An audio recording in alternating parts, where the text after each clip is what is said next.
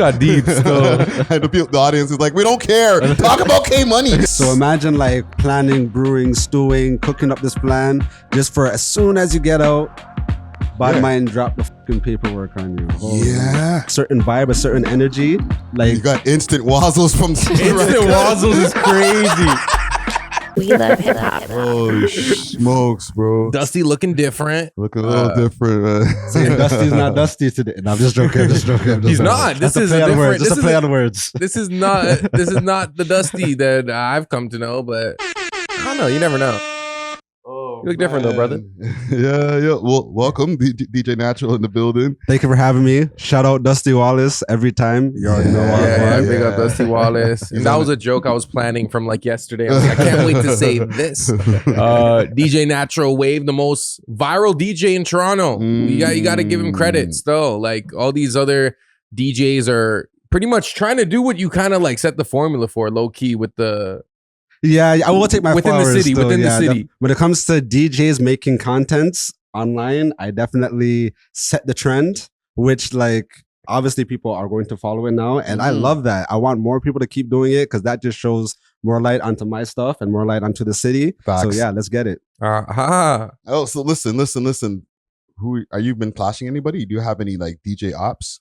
Do I have any DJ? I do. I'm not sure if I want to big them up on this platform. You know what I mean? This guy has bare DJ Opps. He has bare DJ Opps. But one op I would say, shout out King Turbo. You already know. I used to actually DJ on that sound, but they didn't realize the potential of the new generation. Talk to things. So once they let me go, I actually like catapulted to a whole new stratosphere. And now they're kind of looking, green in the face. So here we are. Friday, would you go to like clashes back in the day? Of course. I used to go to like jams when they used to be at like halls. Yep. Right? Like no club. Like it was like somebody rent out a church or rent out some gymnasium somewhere, like at a school, and the whole place wall to wall is packed. Insane. People are freaking rubbing up against on the wall, whining. Like it was crazy. But like auditoriums too. Yeah, exactly. Yeah. Yo, it's interesting you say that. I was telling Natural this earlier today. So yesterday I DJed at this bar. And I'm an open format DJ. So I'll play anything. And this bar, I mostly end up playing dancehall, some soca, a little bit of Afro beats. And at like 1:45 a.m. I'm supposed to go till like maybe 2:30 or so. Man start hopping in the booth and getting on the mic. You know what I'm saying? Like there were guys like these Jamaican dudes were like they reached the booth, they hopped on the mic, and I was like DJing while they were like MCing, but it was the type of like dancehall style of MCing. Like you know a cypher. No, I was like bare pull-ups, bare like talking to the crowd. Like I was in the it was like a dance hall boot camp, bro. Okay, so basically you were the selector, and then the person who came in the booth was on the microphone being the MC for the party. Yes, and there was this like synergy, and like I had to like we were communicating about what song to play next. Then like next thing you know, there's like 3 mans in the booth on the mic. I'm like, yo, keep in mind, like I'm not like a dancehall like expert. You know what I'm saying? I'm trying not to let Natural down because Natural has these sound packs that he sells, and I think I got one off you like maybe 3 years ago or something. So there's a lot of like good dancehall on that. You know what I'm saying? And it's a totally different experience. Like, I feel like white people, we should try to adopt this style of MCing and DJing because it's like, yo, you do a sick transition, wheel up right away. Then the guy's talking to them. I'm like, you play it again, wheel up. Like, I swear I wheeled up some songs like 4 times. Like, they'd be like, da, da, da, da. Wheeled up. But there are some white DJs who do good mic work as well. But like, are they like wheeling up like Sweet Caroline or Don't Stop Believing? Like you can't really do that to like a white song. Like imagine you play Dancing Queen and it's like starting from scratch.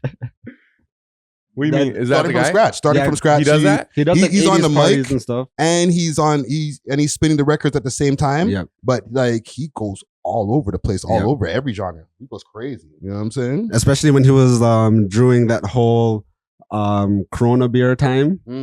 Yeah, when he was on Twitch and he had Twitch running, he was doing like 80s parties, and one day he would do like an R&B party, and then he would do like disco parties. So yeah, starting from scratch is definitely one of those super versatile DJs. And is he pulling up like 80s tracks? Like he'll play a song and like wheel it back because it's like so fire, like, and then getting on the mic. Like, because he has roots in reggae and dancehall, it just comes naturally, you know what I mean? Like when you do that sick transition and the vibes are so up there, you just have to bring it back. You just have to, you know? Let me ask y'all one more question before we get into our things on this DJ stuff. How many times is too many times to wheel up a track? How many? What's the most times you guys have ever wheeled up a track? And what track was it? As of yesterday, 4. I don't really wheel up tracks. Like I'm in like a totally different genre. You wheeled up one song 4 times? Yes. That's great. What song was that? I think it was either Protocol or it was like a Skilly Bang song. But I can't lie, like each wheel up was like, it was justifiable. You know what I'm saying? Because people were going crazy. Then you play it again, and then like another guy tells you to wheel it up, and then another guy tells you to wheel it. You know what I'm saying? So I would say I'm gonna go with 4. Yeah, probably like 3 or 4 times. Definitely, it was either a Vibes Cartel song, but I know one song for sure that when Popcorn dropped Family, yo, that song would ring off crazy in the dancehall parties. Like you would play it and then the whole crowd would sing it out. Then you wheel it up. Then that, bro, kind of like what Kendrick did with like that Not Like Us, how just kept wheeling it up. That's how you could do with the Popcorn Family tune still. That's interesting you say that, because I feel like there are moments where I'm DJing. Do you ever like have the perfect song and you're like, you wish this song could last forever? Because it's like the way they're vibing is like they could just vibe to this the whole night. You know what I'm saying? I felt it at weddings, at other parties. I'm like, this is the perfect song. Oh man, I only have 2 minutes left. But if you can just keep wheeling up, you could turn that 2 minutes to like 10 with that song, you know? That's why, one more thing I'll say about DJing is you have to understand the energy of a song too. Just because 2 songs are the same BPM or the same pace or the same speed, that doesn't mean they will work well together. You know, like if one song is super high energy and then the other song is just kind of calm, then like it just brings the party right back down. Yeah, bro. I had a British anthropologist moment yesterday where I was like, I found myself in the middle of a Jamaican ritual. You know what I'm saying? Like, bro, I swear the pressure was on, bro. Like, I know like Natural does this, you know what I'm saying? So it's like it's just another day. But for me, this is my first time like in the trenches. A man is sweating next to me on the mic. Mans are slapping the like table in front of me. I'm trying not to like mess up, you know what I'm saying? And play the right song. That's fair, because I did a Newfie party once. So it was like all Newfoundland people. And they gave me a USB of songs that I had to like study before the gig.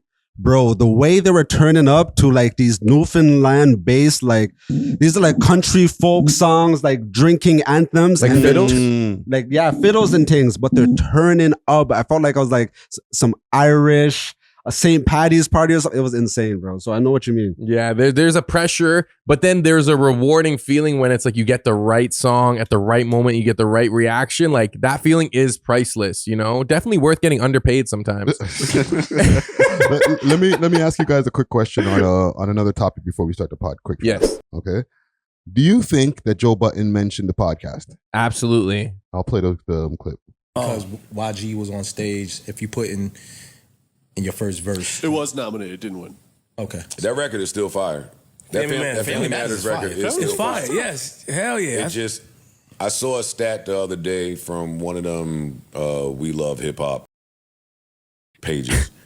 That said, I see Kendrick's total diss tracks have surpassed 1 billion streams. Okay. So was he talking about We Love Hip Hop, us over here, the podcast, or was he? Somebody said Freudian slip in the comments, right? I didn't post this originally. This is a week old now. Yeah, okay, yeah. I heard it in real time. Yeah, I flinched. I was driving. I was like, is that? Nah, because he was like one of these fucking We Love Hip Hop. Well, I have to ask you, did you guys post a stat like that? No, that as well. I didn't post. I was gonna ask that. Yeah, right. So he could be just blah blahing. You know it what could I'm just be saying? at the front of his mind. But it could also be he's seen your page before, and maybe he's seen that stat elsewhere, and maybe he just associated the two.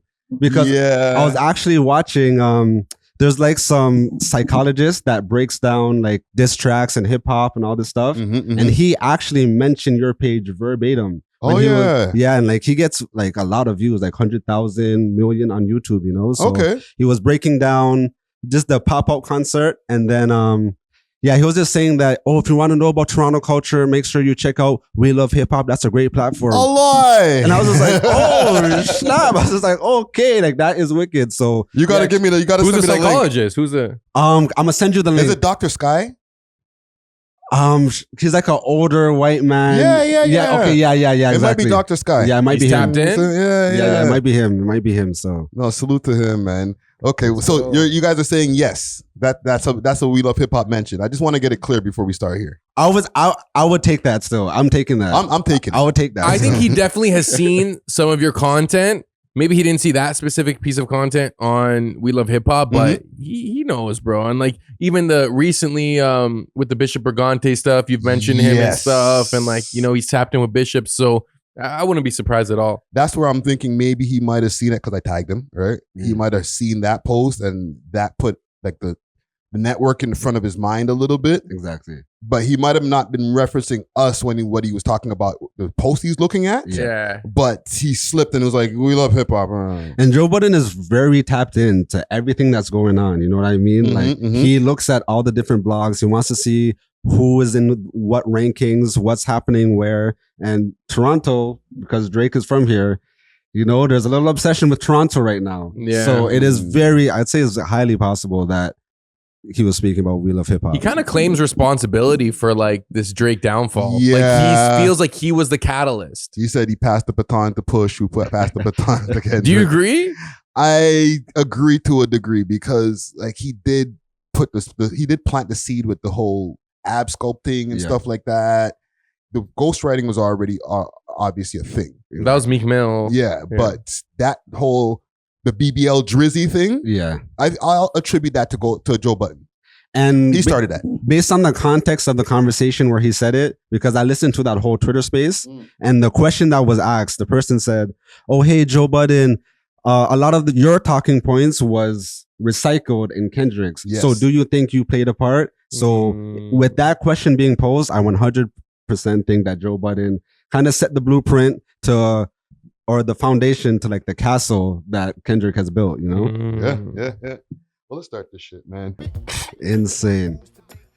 Sorry, boss. I'm gonna get to you next time, man. The old school beats are 100% better than anything that's happening right now. I think so, eh? Yo, I feel like that's why no one dances in the club anymore. As soon as you hear this beat, put your hands where my eyes could see. Anything that Timbaland touches, your body just has to dance. You know what I mean? Yeah. Well, with the drill music and stuff, like you just like kind of like bouncing type, like it's phone music. Exactly. Even when I heard the Rock Wilder, like I'm like, yo, a Toronto artist should just rap on his beat like today. It would still slide. It would probably be like the hottest track in Toronto, just based off like the bounce, Exactly. Oh, facts. Well, let's start this shit up. We are Buck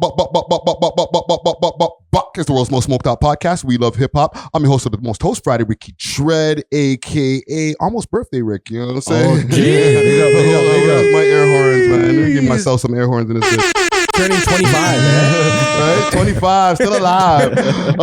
We back over here, B3 Studios, episode 484. Yeah, 484. Like I said, Dusty Wallace will be back next week. He's on a camping excursion. He's out there with the kids, you know what I'm saying? Being Big Daddy, you know what I'm saying? But whoa, pause.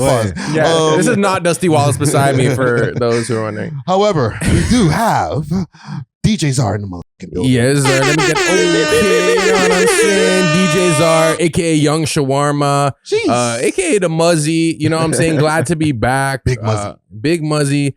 Yeah, man, your shorty's hubby with the Muzzy. Jeez. 2024, halfway through. We still out here. You know what I'm saying? Muzzy on the beat, ho. and like you say, not Dusty Wallace. However, we do have DJ of Dancehall's extraordinaire, TikTok star, DJ Natural in the motherfucking building. Thank you for having me. I'm surrounded by DJs. I'm excited to see where this episode goes with this like the opinions of two DJs because you guys are constantly dealing with the music of the shit that we talk about. You know what I'm saying? Yeah. In a sense, we're kind of like front line with it because we actually see the real impact of music outside of just someone's bedroom or their car. Like actually seeing it on the dance floor played out. Yeah. It's a totally different perspective. I'm sure you can attest to that too, right? That is true because there are some songs that I thought would be smashes, but when you play them in the club, it doesn't get the reception you thought it would. Yeah. And other songs you thought wouldn't really ring off. But when you play it, like everybody's belting the lyrics, so like not like us. We'll get to that. Before we get into it, let's big up the sponsors. Big salute to Diamond Club. That's the sign that you see. Is it right there behind me? Right there. Hit them up on their Instagram page, Diamond Club _Canada. If you want some of that loud edibles, pens, tinctures, anything that you need. Delivery in the GTA and across Canada. Once again, their Instagram page is Diamond Club Canada. Diamond Club _Canada. And you can use the code We Love Hip Hop for a discount. Also, if you want some of that grabba, hit up Steaming Hot Grabba. There should be a pack of grabba on the table or something like that, somewhere around. But this one right over there. They're all over the place. We got grabba all over the place. But big up to Steaming Hot Grabba. They got delivery across the GTA as well. Hit them up on their Instagram page, Steaming Hot Grabba. And you could also use the code We Love Hip Hop if you want to get a discount. One last one here. Big salute to Gas Packs Originals. They got also some of the best loud in the GTA. Delivery as well. Hit them up on their Instagram page, Gas Packs Original. And you can also use the code We Love Hip Hop for a discount. Big salute to the sponsors. Quick fast, I want to give a quick announcement here for the MarMar Oso show. Let me just pull up the flyer here. Let me go to King Radio's Instagram. While you're pulling it up, Friday, I have a quick question. Talk to me. Because you're like a weed guy. So are you like more of an indica or sativa kind of guy? I'm an indica all the way. I'm kind of spoiled. My tolerance level has been kind of destroyed over the years. So I need to smoke only and listen. Sorry, YouTube, but I need only the highest of quads, right? 4A, you know what I'm saying? No AAA. Like AAA is good for the average person, but my brain is not the average brain. Like you won't have an effect. It ain't gonna do nothing for me, man. Like I'm just gonna be smoking and I'll just get cheesed after a while. I know what you mean because I used to be able to smoke bush. Like other people would smoke it and not like it. It would get me fryo. But recently, like I'm smoking it and it's just not having no effect. So now I have to get like the good shit, which is like a little cost effective, but you know, broke the tolerance button, man. It's broken now, man. Once that tolerance button is broken, you can never fix it back, bro. No, actually, you can. Just take a break, right? Yeah, sidetrack. When I was on my parole for like 3 years on the road, I wasn't able to smoke. Okay, and I only smoked like 2 times. Like I broke parole twice. Sorry. Right? And I took a couple of draws of a spliff. Each time that I took a draw of those spliffs, and I didn't have to smoke the whole spliff. I took one round, but maybe the second round. And then I was like, I'm scared. I don't want to smoke anymore because I might get piss tested, but I'd be so fried. Like to the point I have to sit back in a chair and like assess the high. Like, whoa, what's happening here, man? Like I can feel it in my brain. I don't feel that way anymore. I'm like, I can smoke 10 blunts. I don't feel that way anymore. Yo, I know what you mean because I wasn't in the bin for a long time. It was only like a week until I got my bail. But that week, like that break, the first time I smoked, it brought me right back to like first week university. The first time I smoked outside of residence, me and my boys, I'm just like, wow. Like when you do take that detox, it really does help cleanse your system. You know? That's the some of the benefits of cannabis. It's like you can break and then get your tolerance level back. Exactly. I don't think crackheads have that same thing. You know what I'm saying? Like if a crackhead like stops smoking crack for like a couple of weeks, they probably still want to just their you know what I mean? Their tolerance level doesn't go anywhere. They smoke a rock, they're gonna want another one in an hour. Exactly. Like, they're gonna do the same things they would do if they're just regular, like, you know. They still gotta go steal a TV. You know what I mean? Like same shit, different day, different rock. But yeah, quick announcement here. The MarMar Oso show is going down in London, Ontario. All right, big salute to King Radio, who's bringing it down. That's July 27th. Starts at 9 p.m. There's going to be a bunch of openers. Big salute to Big Swish. He's going to be one of the openers for sure, but I don't know who some of the other openers are. There is a VIP that you can get. There's info for VIP. 226-377-8023, or you can get your tickets at bouncelife.com. Yeah, I'll be there hosting, and it's going to be a vibe. It's going to be a vibe. Should I pull up? Pull up, man. It's going to be an R&B night. I'm not super familiar with MarMar Oso, but for what I know, he's R&B. Or like, I don't know, that hybrid rap R&B. You know what I'm saying? Yeah, I feel like that's what R&B is now. Anyway, yeah. So pull up. Gentlemen, what's y'all week's been like before we get into our topics? My week has been really good, actually. I just did a wedding over the weekend, and then I just did my weekdays and my weekends are basically the same because I just like DJ and make content. So I just like kind of wake up, decide what I want to do. Yeah, you know. I actually took a shotty on a date, which was really interesting because dating in 2024 is a little weird. You know, normally you come across these women that they want to go to like the CN Tower and get the 360 view and stuff. But she was actually really cool. When the bill came, she was trying to pay for the bill. Oh, boy. We're there trying to fight and stuff. But, you know, like, hey, if you really want to pay for it, you could pay for it still. Like, I don't really, you know, so. That was Hold on. Now you're making my curiosities pop up now. Okay. I haven't been in the dating world for a while, right? Mm-hmm. I've been, me and my shorty been together for a while. Okay, and that's nice. Congratulations. Thank you. But one, how do you find the shorties these days? Are you finding them on the swipe left, swipe right places? Like the Tinders and what's their other ones? Is Bumble? I'd say I don't use any dating apps, but I know a lot of people do, especially a lot of shorties be on it.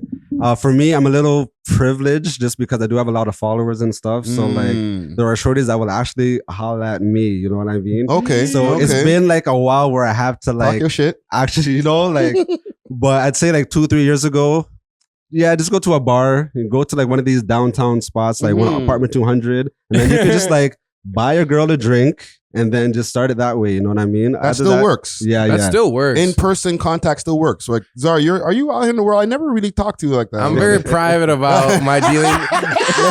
Natural seen me in action a couple times. Yeah. Whoa, what do you mean? Like, you see me talking to women. Okay, yeah, he's not. Yeah.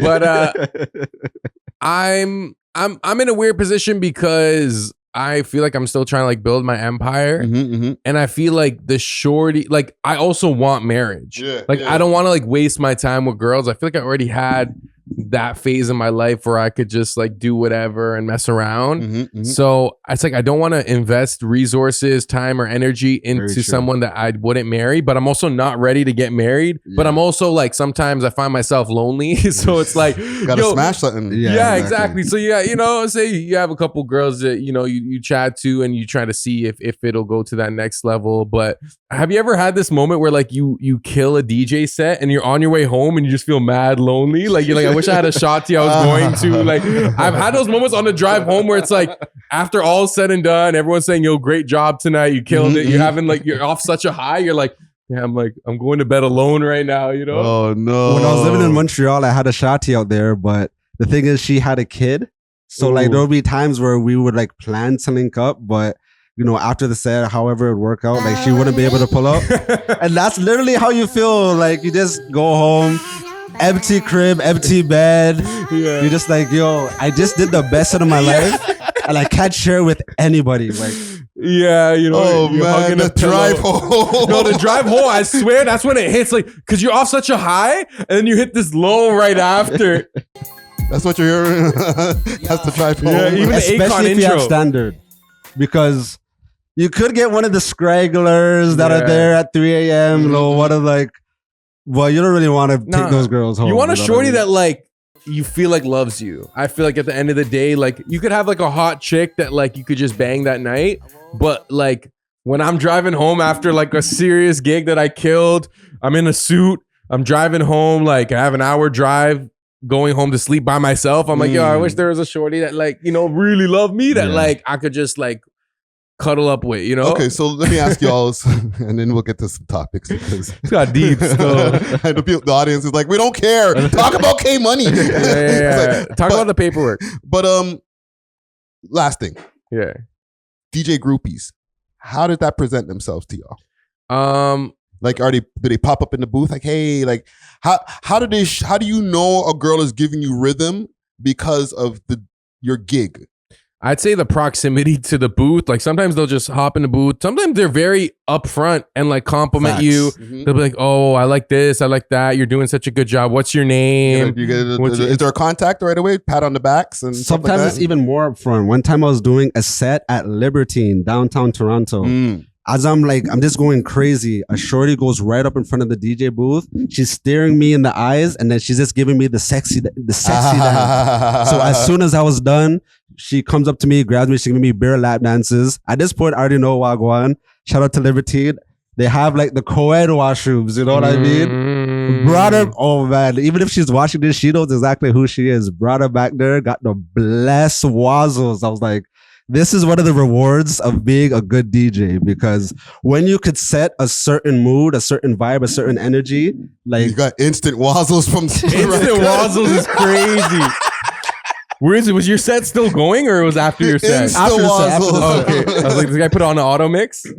Oh, for real, right? activate Insta, you know, like Insta Wazzles. That's crazy. You really killed it that night. yo, for real. Holy But that's like shit. a once in a blue. It's not like every weekend, you know. But I'd say like maybe like once every few months we'll get that opportunity. You get a know? few of those in your life where it's like it's just so overt and like, bro. One time I literally had to put an auto mix. I smashed a girl in the bathroom, and I just went back to DJing after. And it was at Warehouse. It wasn't even at like Rebel or anything. Like I got paid Wow. $88 Warehouse. that day. Yeah, Young Well, Street Warehouse. listen, it was a well worth $88, Yep. but those are literally insta wazzles, No, dog. facts. Like yeah. the girl's like, "Hey, you did really well." Instantly, you can have pussy. Can Like we- what? Can we agree though? Can we agree now that we're older and we understand psychology and the effect of trauma? Like girls who are willing to do that right away to the DJ, like they normally have some type, like there's Guys something gonna make going it on. dark. Nah, bro. Nah, real talk, bro. Like how, like normal, like is that healthy? You know what I'm It's saying? not, but- If your daughter did that, like that, you probably messed up as a If father. you let feminism say it, then these are women who are just taking control of their sexuality. Yes, they're sexually liberated. You know what I mean? It's a positive thing for them to be fucking somebody that they just met because he did a really good set. They don't have any What would- baggage. There's no damage. What would you do if you found out your adolescent, like 20-year-old daughter was giving wazzles to a DJ just off the strength of his performance? It's the wazzle. Insta Wazzles. That's like, not my daughter anymore. Bro. You did great in the bathroom right now. What? Insane. Like sometimes women will even hire you for like their house parties for the specific reason, just for everything. Like when you're packing up and everything, everyone already left. You could just get it on and popping because it's just you and her in the crib. She gives you Wow. the. So those imagine are the best ones. getting paid and then getting some blessed pokes after, like Rent a wazzle. Nah, for real, rent a hire. wazzle, Should wazzle for hire? I don't know. Wazzle for hire. That's crazy. Oh man. Okay, I just wanted to know that, man. Okay. Riding on, hey, you're living through us right now. I'm Hey, living this guy's- vicariously through y'all, man. No, I'm what a playing. time, eh? No, because with rappers, like, or like, I don't know, with podcasting, I don't get groupies through podcasting. Not to say that there hasn't been women who are like, oh, I love the fact that you're a public figure or whatever. I guess that's the thing, right? Because I can't be like, yo, your hot takes are so hot. Now, here's some Insta Wazzle. But you you're know not what just a I'm saying? podcaster, you're also like a cultural figure. So I feel like you probably get girls off that as opposed to I like do not because I. or no, like Yeah. girls will like hit you up. Like, bro, when we were in Hamilton, I literally heard a girl be like, "Oh my god, is that Friday Ricky Dread?" I swear, no, it wasn't Hamilton. It was Niagara. Really? Yeah, like, she's like, really? No, I don't, because like I get bare Had a rappers in my blunt in his hand. DMs. All in my DMs, Yeah. like if I go in my request section, there's no, water emojis or splash emojis or anything like that. All I get is, yo, check out my new tune. And if there is a woman, it's like, I have a new tune as well. It's not like, Yeah. For here's me, the it's a Insta mix Wazzle. because I do get a lot of artists that send me their music, Mhm, to promote their stuff as well, labels and stuff that contact me. But yeah, I do kind of see what you mean as well because you're also from like a different era. Yeah. You know what I mean? So probably like the people who would be interested in you, they're probably already married. They probably have their situations and stuff. Yeah. You have your situation. So like, It's different. Yeah. Yeah. Well, listen, man. Salute to y'all, man, and salute to the DJ groupies, man. Yeah, find God. Okay, I got some news stories here for us here. Big salute to the sponsors, Diamond Club, with delivery all over the GTA and now all across Canada. They got the best selection of flour, edibles, and pens, and all types of goodies that you need. You can find them on their Instagram page, DiamondClub_Canada, or you can find them on the 7 Days of Weed app, as well as the Leafy Things app. Let them know that you heard about them through the We Love Hip Hop Network, and they may give you a discount. Big salute to Diamond Club. Cheer! Okay, we're going to be delving deep into these Toronto streets, okay, for a second. All right. So just gentlemen, I'm gonna take the brunt. Anybody has any issues with anything that we say in this podcast episode, just holler at me. Leave DJ Czar and DJ Natural alone. Okay. Don't be up in their DMs like, yo, goof, what are you talking about? All right. Let's relax, guys. We're just doing the news. So the K Money paperwork popped out a few days ago. Sheesh. And this is alleged paperwork. We're going to stay on alleged, and we're going to let alleged do the heavy lifting in this. All right. Because we don't know exactly if this was Photoshop, anything like that. Right. Top5 originally had posted it on his Instagram page, which is like a rare thing of him like putting a post. Like he does stories on the regular, or his team does stories on the regular. Yeah. But he went on his feed and did a slide post. Yeah. It's deleted now. Okay, as far as the blogs picked it up and they went crazy. Once it's on the internet, it's there forever. Yeah. Let me see what I have here for a link. Okay, because I did a news story as well about it. His ops started going crazy. You know, YH, Roni, all these different guys started doing Insta lives and, you know, having like a celebration, basically. Yeah. He did respond. I'll play actually his response. I do have his response here. Let me just see. Yeah, that's what I'm interested to see. And it was a quick one. He just posted in his stories and did a quick response. And I'll play it. Because I thought he would have like crashed out on live. No. See, when you're at the top, these niggas be hated. I see all you niggas, all you fake niggas running with this fake shit. I see all you fake niggas running with this fake shit, and my name is spelled wrong half of the fucking paperwork, fam. That's what you guys are doing, you fucking goofs. My name is spelled wrong half of the paperwork. Which one of you goofies typed this up on Adobe, my nigga? What the See, when you're at the top, these niggas... Yeah. So he responded, and this is from a few days ago. Obviously, you know, this is Monday when the people are watching this, but yeah, he hasn't really said anything, and maybe he will after this taping, but he hasn't said anything since. All right. I don't know what to ask you guys. Like, K Money was on a wave, bro. For you, Czar, as a fan of his music, and not a street guy, right? Because you're not in the streets. This is the question I need to ask then. All right. Does it make a difference to the fans who are not in the streets? Because there's the people who are in the streets, the hood guys and all that who listen to him, who are already ready to be like, okay, if this is real, exit out. He's crop out, basically. Yeah. But if you're not in the streets, does it matter? I think it does. Okay, here's what I will say. Like, yo, I enjoy K Money's music. Mm-hmm. I'm not a street dude, you know what I'm saying? But a big part of the appeal of certain artists is their authenticity, right? Yes. So you expect them to abide by like a certain code or principles, right? Mm-hmm. So it'd be the equivalent of like if you found out like there was like a natural bodybuilder and you found out he was on steroids.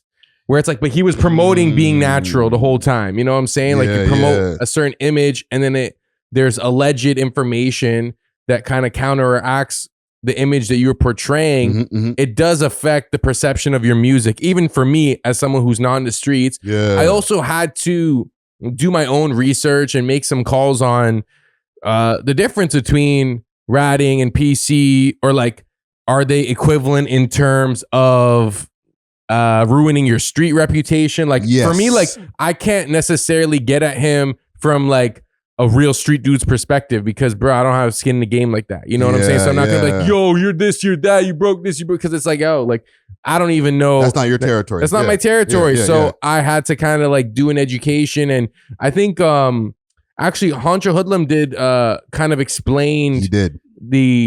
equivalency between ratting and PC, and even off air, we were talking about it in terms of when you're in PC, you're around certain individuals, usually maybe other rats, or like, you know, so it is a tricky situation, but I will say that even for me as a non-street dude, it does affect how I hear his music, and as a DJ, it totally affects even just DJing his music now, I think. Yeah, because you might get a different reception from the crowd.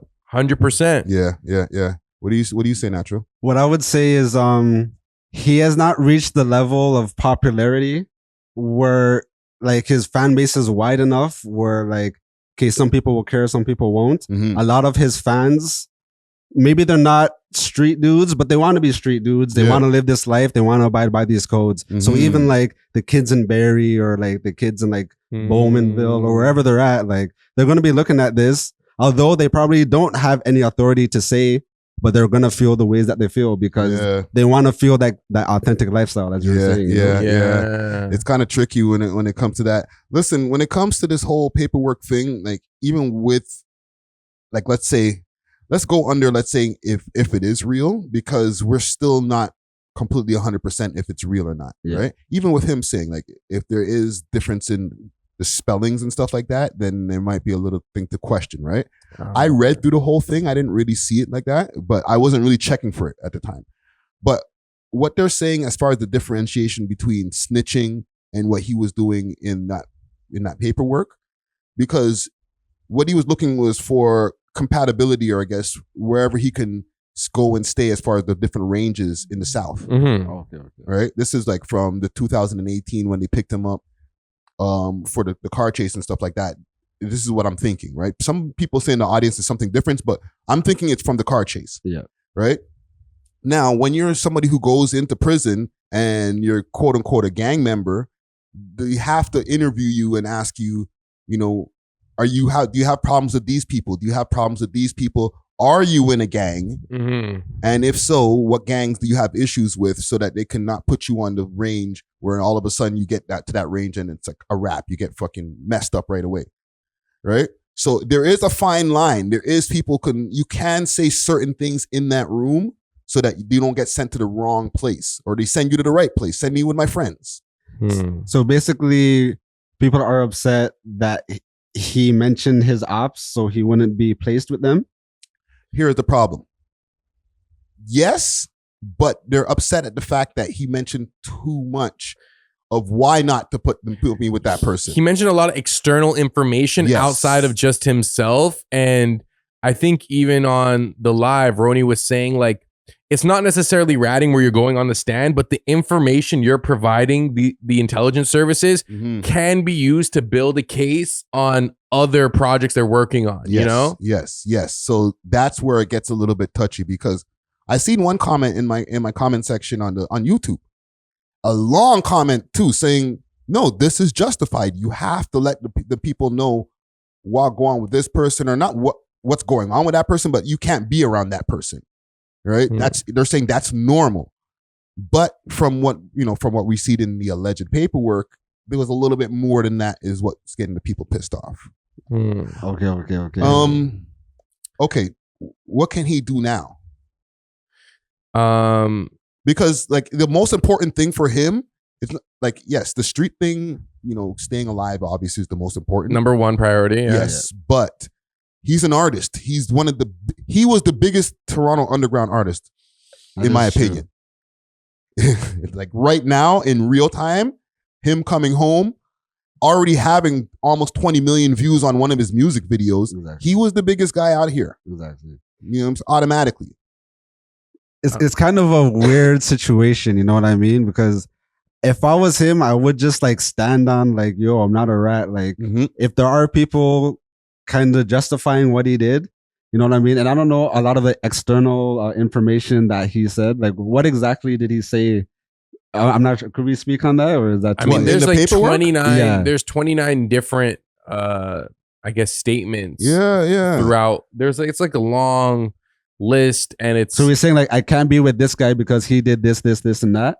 This guy is this for this ends. Yeah. This guy did this over here, but even if it might have been already known, There's just it's like a wide range. Like a lot of people were mentioned in that, you know. There was Hoodlum was mentioned in it, 100 Watts, Moji, Puffy L's. Yeah, like just a bunch of names were mentioned. Yeah, in that's there. sticky still. That's kind of crazy. It is unfortunate because like as someone who is not part of the street life, it's I don't want to judge.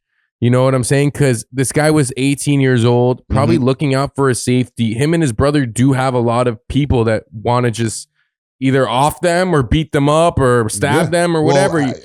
He in that thing, he mentioned that Casper had gotten into an altercation, and because of that altercation, he can't be around these people. Yeah, you know what I'm saying. But at the same time, if you do choose to live a certain lifestyle, and that lifestyle comes with this sort of unwritten code of ethics, then you're going to be judged by that. I was about to say, yeah, because even like there's 14-year-old kids now that are like doing full-on shootings. You know what I mean? They're killing women. The youth them are wilding now. So I feel like if you want to live like an adult, you have to be treated like an adult. Yeah. You made these full-grown decisions. If you get thrown into the lions, then you just have to deal with it. You know what I mean? That's like, facts. Yeah. And that's what I think YH was saying. He was like, when they ask you if you want PC or are you part of a gang, do you want PC? You gotta say no. You just say no. Yeah. And you just deal with the consequences and you're going to win some, you're going to lose some. And if that's the code that the streets, quote unquote, lives by, then that's the code that you should live by if you're choosing that life, you know? But at the same time, every human has their own self-interest and survival and preservation at that's their best interest. You know what I'm saying? So it is tricky. And if I were him in terms of the next steps, I think you just got to release songs and see what the reception is, because even if people are hating, they're going to tune in at this point. Like the ball is in his court. You know what I'm could he saying? still be releasing street music if mans are calling you a rat? R&B, go back to R&B. Well, he never was in R&B, but like drill R&B, like drill. singing. If I were him, I'd try to do like a shorty track. I think people are still going to get at him if whatever music he puts out, but yeah, it's going to be a tough one for him to come out and like just keep dropping music, because what you're saying, Natural, he hasn't gone past that point where he's so famous that he has fans that don't care. Exactly. Most of his fans are invested in him being as real as possible at this point in his career. But that could help him as well, because there might be a huge American audience that doesn't know him yet, where he could maybe like switch lanes, start doing more Gyaldem tracks, and then maybe he could start touring London and America and all these other places. Maybe. But then who knows, 1090 Jake might try. Yeah, it gets kind of tricky when it gets to that, because you can be like, all right, well, F my hometown, I'm just going to start doing other places. And when you start doing that, you're in these other areas, they go check back home about you, and then the word around town is that this guy got a bunch of paperwork, and then you're not safe out of town. Exactly. It's like they see your wanted poster, now they want you. You know what I'm saying? Okay, but what about this? What if this whole thing now is fake? Okay, because he's saying that it's fake. Now, what if it is? How does this clean up? Because real or fake, it's already out there in the universe. There's not everybody gets the cleanup story. I was about to say, how do you even prove that it's fake at this point?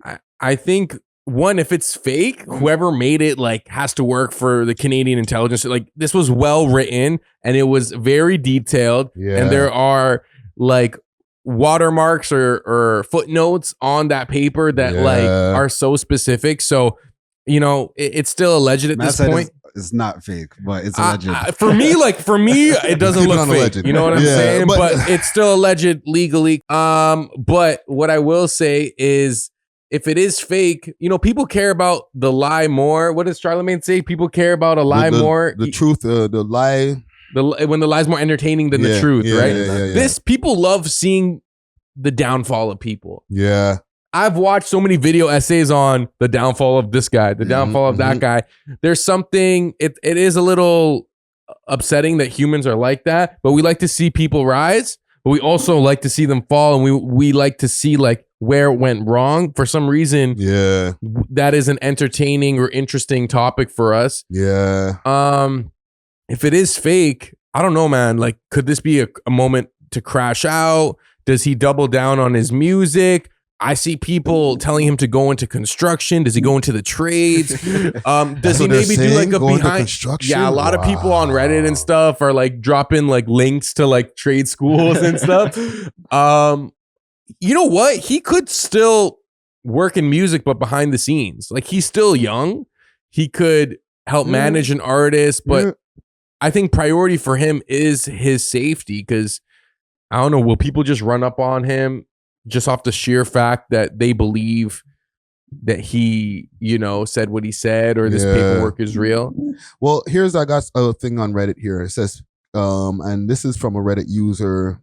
I won't even give up the Reddit user's name because it probably tells me to go s*** my mom or something in another comment. K Money's paperwork can't be real since he was out on bond when the paperwork alleges he was incarcerated talking to CEOs. He was on road in March of 2018. That is true. Is that true? Wow. Now I don't know, man. Like I don't know. What is real? That's a mystery. Paperwork shit right look there. like we'd have to do a cross comparison.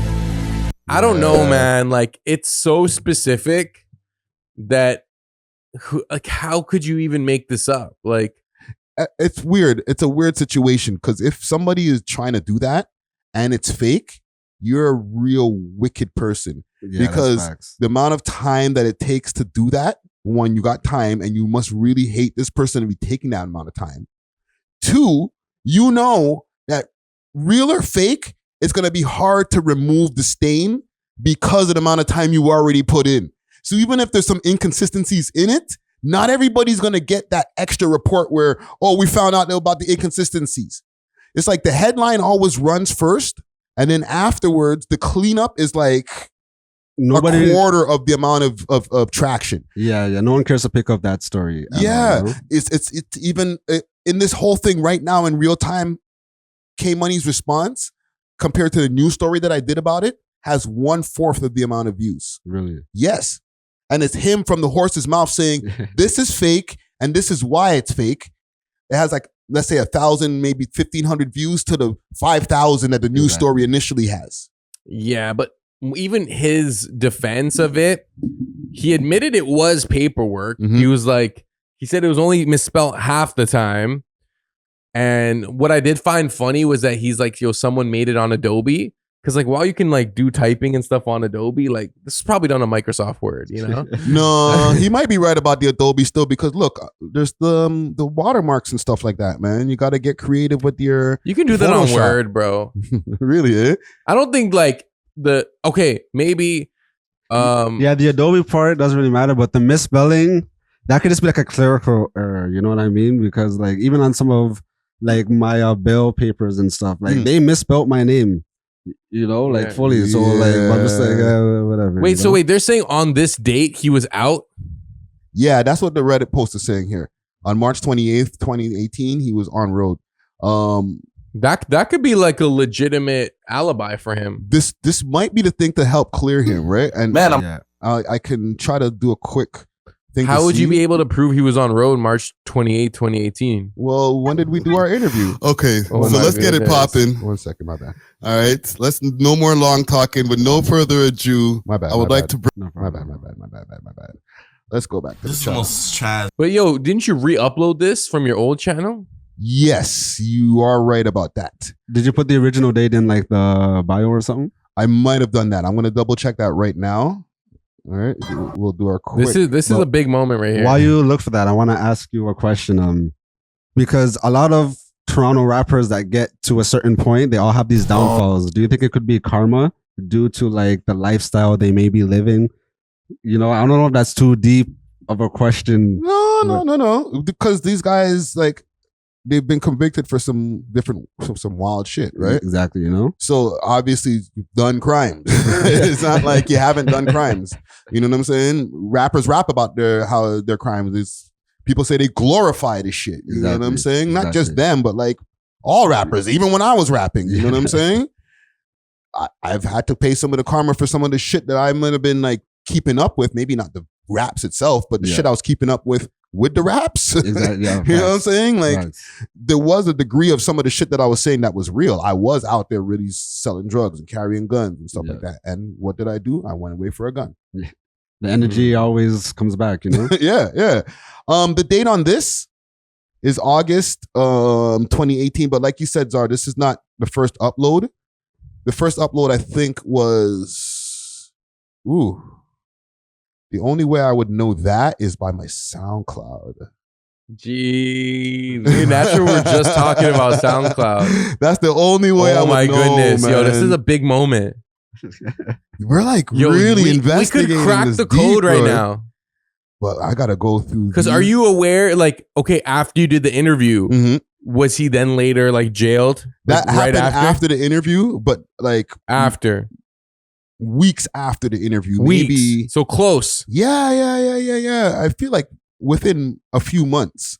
Maybe that Redditor was referencing your interview when he said, "Oh, he was on road March 2018," because he probably just seen. You might have seen the upload. You know? Yeah. But your upload was from March? No, my upload was from August 2018. Okay. But that was a second upload. Remember, the channel went down in July of 2018. Okay. And you already had the interview up for how long before then? Was it new? Was it still new? Well, this is where we need to find out. Okay, this is, yo, you could either prove his innocence or his guilt right now. Oh, how am I going to search this? Because like I can't go Just through all of the Control episodes. F, K Money. Yes, thank you. I forgot about Control F.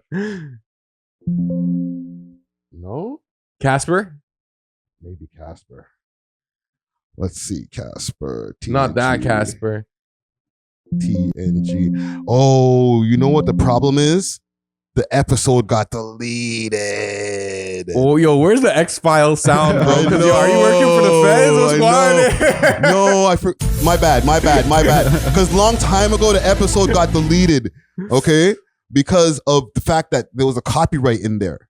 Like the audio episode. It was the only audio episode that I ever had deleted. The only one? Wait, what? Okay. No, that is insane. No. That is a wild coincidence, TPS bro. is definitely behind that. Okay, do you remember what interview you did before that one? Oh, I think it was the Hoodlum interview I did before search that. Hoodlum. Let's see. Hoodlum. No, that is the only one? Come on. The mystery gets deeper, folks. Yeah, because I did the first Honcho Hoodlum interview back. That was an episode. Social media is the devil, feet Honcho. Yeah, that was a second one that we did, or third one, right? Because like Honcho's a regular over here. Big up right? Honcho. Episode 50. See, episode 50 right here.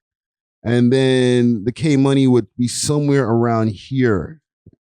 Episode 54. Okay, so search the date. We're there in should the be range. like a gap though, you know, since it got deleted. Yeah. Let me see. We're in some deep investigation land right now. But we gonna crack this case, gang. Yeah, I feel like academics when he be trying to like solve the murders on live stream. Like, This is serious, folks. Okay, so let's go to this date over here from this one. And then that will tell the tale as well. So what's the date? This Song of the week, K Money come outside. Yeah, so this is right around this when time. It dropped? Yeah, so what's the date on this? Oh my goodness. Can y'all see the date here on the screen anywhere? This all I see is 6 4 years ago. Oh, 6 years ago. Damn, I'm done. Go to more, I guess, or where do you even see the date? It doesn't give me the exact date. It just says 6 years ago. No, I'm sure you could see it.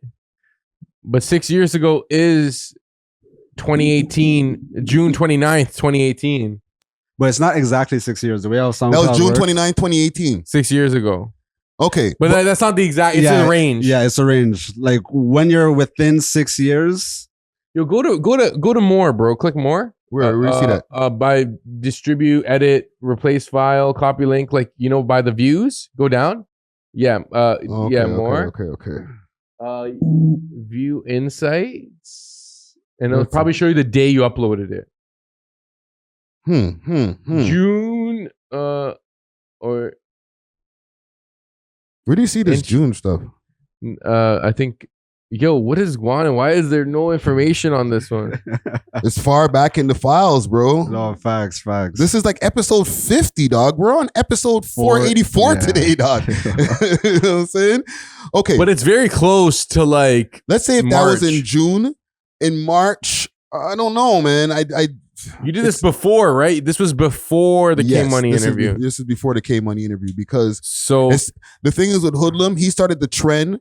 It was Bizloke, and then it started. The trend started. So Bizloke was episode 47. Hoodlum was episode 50, and then after we got K Money and Casper to come in. You know so what I'm that saying? means if his was at least 6 years ago, right? I think he might have been on Inside in that time, dog. I don't think that he was inside for the car chase.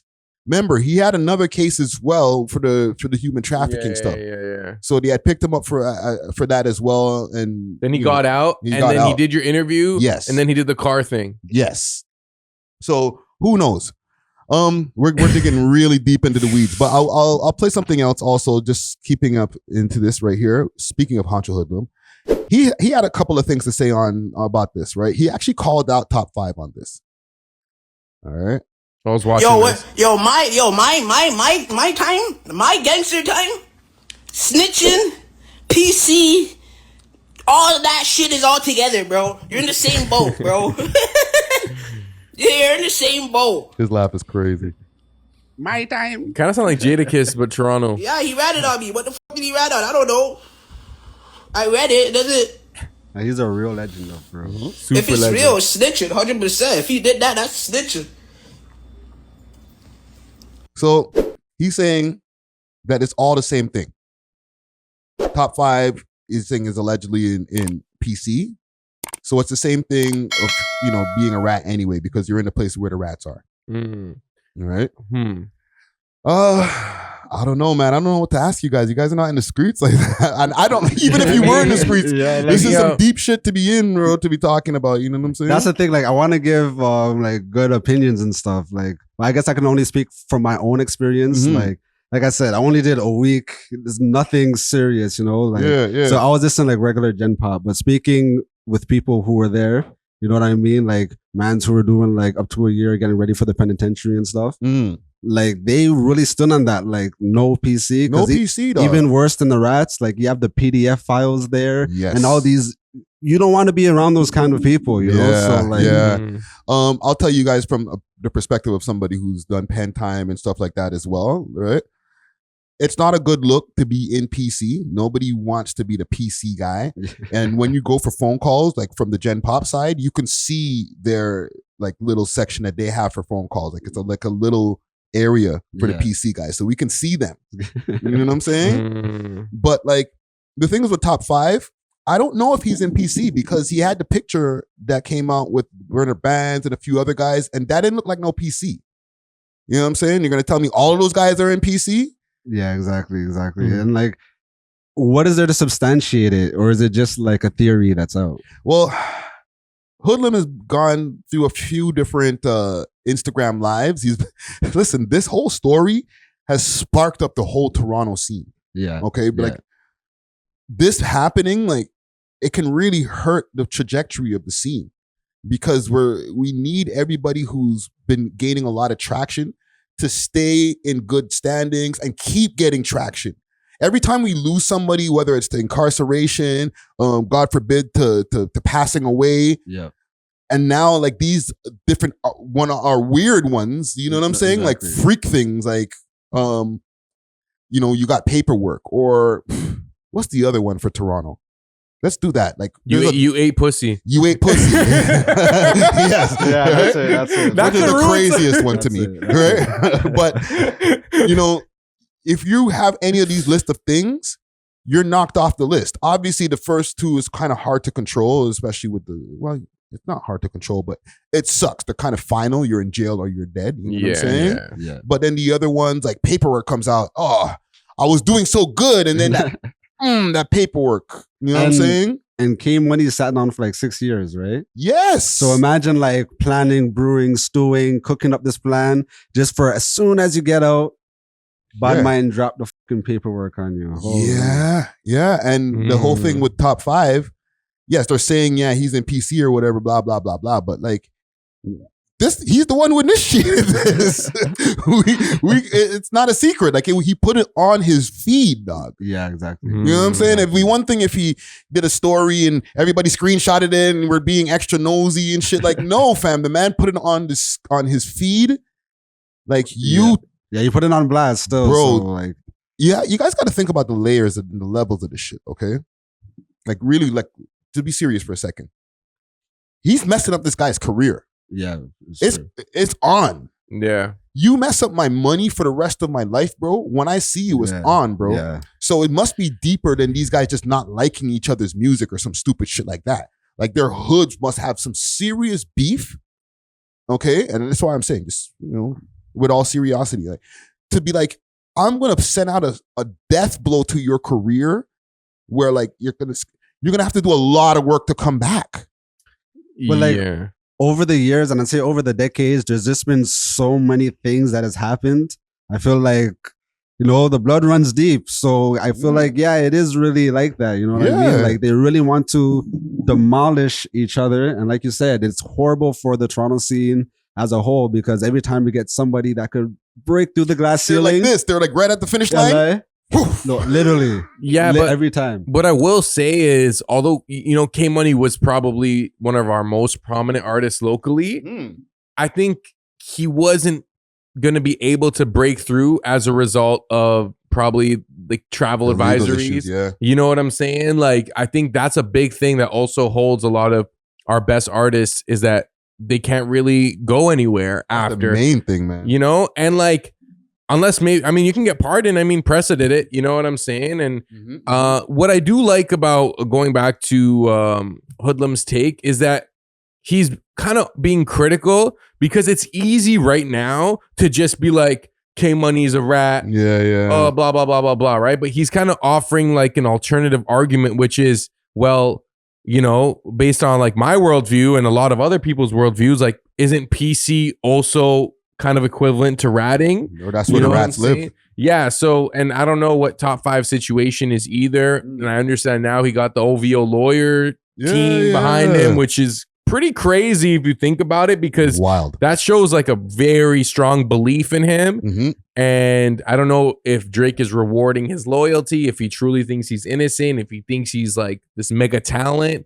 It's all very messy. And I think actually it's a good thing for the Toronto scene, because I feel like soon the Toronto audience will realize we cannot put our faith in certain types of artists. We're going to be let down, almost like endangering them by making them popular to an extent. And you're spitting, keep going. And adding like fuel to like already existing beefs between hoods, because you're giving this guy notoriety. You're magnifying them, And then like, they're either going to end up dead or in jail, or there might be in a scandal. And like, it's almost like we're kind of egging it on. Like maybe we should start looking at like, I don't know, like different types of artists to represent us, but also have those artists be willing to represent Toronto, because I feel like the good artists from Toronto, they get out of here quick, and then like they don't even talk about it. Like they don't even like think about it. A street dude, 30 years old, 40 years old. Do you think he wants to be represented by like Sad Boy or like Havaya Mighty? No. So I feel like, yes, we do need to place more emphasis on those type of artists, but we can't just say, oh, stop listening to street dudes, because like people love street music. You know what I mean? I love street music. I don't like drill music, but I do get what you're saying, and I do get what you're saying, Natural. But it's like the word name brand and salute to child support. They kind of broke it down really well. They're like, the person becomes a name brand, let's say a name brand dude, especially when they're rappers, because now they're like, everybody likes them. They got a big audience, which in turn puts a bigger target on their back. You know what I'm saying? So now when you hit that guy who's a big rapper, you hit a name brand from a name brand block. You know what I mean? So it's like, you're getting famous, but at what cost, bro? Like, I feel like now everybody's looking to take you out. I feel like there should be more infrastructures for like these rappers who do get like a name brand. So like, okay, maybe they can't tour America, but we should have like more labels and more like opportunities here for them. Maybe tour Europe, maybe go like other places. No. Not to interrupt you. they should be able to tour America with that infrastructure in place. That infrastructure should also be able to have legal people in place where, okay, yeah, this guy is a street artist, and yes, he dealt with his share of stuff in the past in his checkered past, but he's got so much potential and his music is getting so much attention that we're going to get his paperwork done so that he can go to the States. Exactly. We're going to get the waivers. Yes, we'll spend the 3,500 American because that's going to be an ROI, because when we get this guy across into America with the buzz he already has here, he's out of here. Exactly. Yeah. I'm for forgiveness, especially if there's some sort of like changed behavior that's displayed. But as a government, as like a law enforcement infrastructure, you also don't want to reward people who have maybe done very like heinous things and then be like, well, we'll pay for your tour. Like, you know what I'm saying? Like, is it rewarding people? Because like, at what point do we want to rehabilitate these people? You know what I mean? Look at 50 Cent. Imagine if he didn't get an opportunity to become who he was today. He's he's employing so many Black Americans. You know what I mean? Look at Jay-Z. There's so many like examples of people who were able to change their checkered past once they're given an opportunity. But I think for like every one of those like specific cases of success that you're listing, there's a majority of cases of people who end up recommitting, people who end up going back to prison, people who end up maybe doing even worse crimes after, because unless you're 50 Cent or Jay-Z or someone who is massively talented, and also there's like a good amount of luck.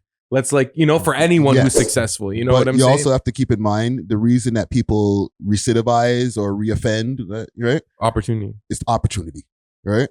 If they know, okay, sorry, I'm gonna have to blanket. I fucked up, but you know what? There's a system in place that my talent, I can still take it to the full potential.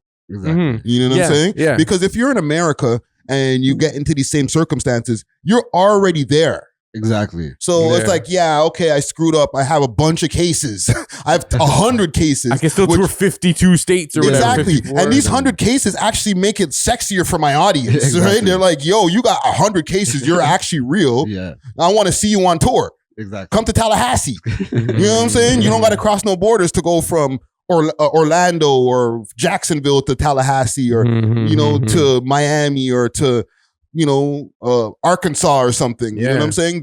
Their opportunity is there, even though they're coming from harder circumstances than us. Let's not forget that. Yeah. Their opportunities are right there. We got to cross a border. They don't got to come up to Canada to get $1 million, dog. They can get it at home. No, that's true. But we got to go there. We have to go there because we're making their art form on top of that. Exactly. If you really want to get deep with it. You know what I'm 100%. Saying? It's an American art form. So in the end of the day, anybody who's coming from an international place, you got to go to the source. Exactly. Central C, everybody included. Yeah. He's not in England right now. He's running around taking pictures of everybody in the States because he's broken the barrier of the UK. Yeah, once you reach a certain threshold, you have to cross over to the States. Yeah. No matter where you are. And I think almost in like any genre, maybe not even just like not any genre. I'd say like okay. The Spanish music, like they are able to thrive like within their own like ecosphere. Even Afrobeats, although they do like that American market, before they really got that American appeal, they were thriving, bro. They're already by there. themselves. But even with Afrobeats, the biggest Afrobeats artist is Burna Boy. And he will do a show in the States. He's always here. Yeah, exactly. He's got Hot 97 and Breakfast Club interviews and all that. Like he's touched American soil. Same with Giggs. Giggs has been working through the UK he's been one of the biggest UK artists for a while. Yeah, that's true. But when I got to meet him, he was like so happy that he's able to now, he's only now able to travel. Yeah. The man has grays in his beard. You understand what I'm saying? Yeah. So it's like, this was like a long time coming for him, but he's doing it because it's like the final piece to the puzzle to make him the biggest artist that he can be. I would say the difference is between those places and what we have here in Toronto is like, okay, yes, they want that American audience, but they don't need it to thrive and survive. You know what I mean? Like, it's kind of hard to thrive as a Toronto artist if you're just only relying on Canada. Yeah. Yo, there are artists in Turkey who never leave Turkey. They don't have to because there's like 80 million people there. They can always find somewhere to do a show. Real talk. Even though it's smaller than Ontario, it's easy to travel. But you're right. Like, unless we could probably name on like our two hands like the amount of rappers in Canada who just were able to thrive off Canada. And like, were they really thriving or did they just have like a semi-successful career? I always bring up Classified. Yeah, Classified was the only man I thought about. But the thing is, his goals and his levels of what he wants in life are different than the guy who wants to have the made back. Exactly. Who knows? He might want that low key. But he seemed very happy with having a nice house. Yeah. Him and his wife and his kids are doing, he has his own room to record in. He's not in a mansion, you know what I'm saying? Yeah. And he just tours Canada when it's time to do it.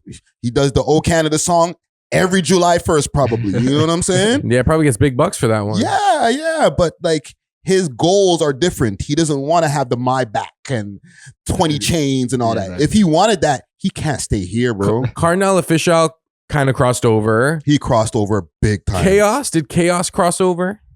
Yeah, I wouldn't say so. Yeah, that's a good example. And we seen what happened with Chaos after. You know what I'm saying? What happened with him after? Tell me. Yeah.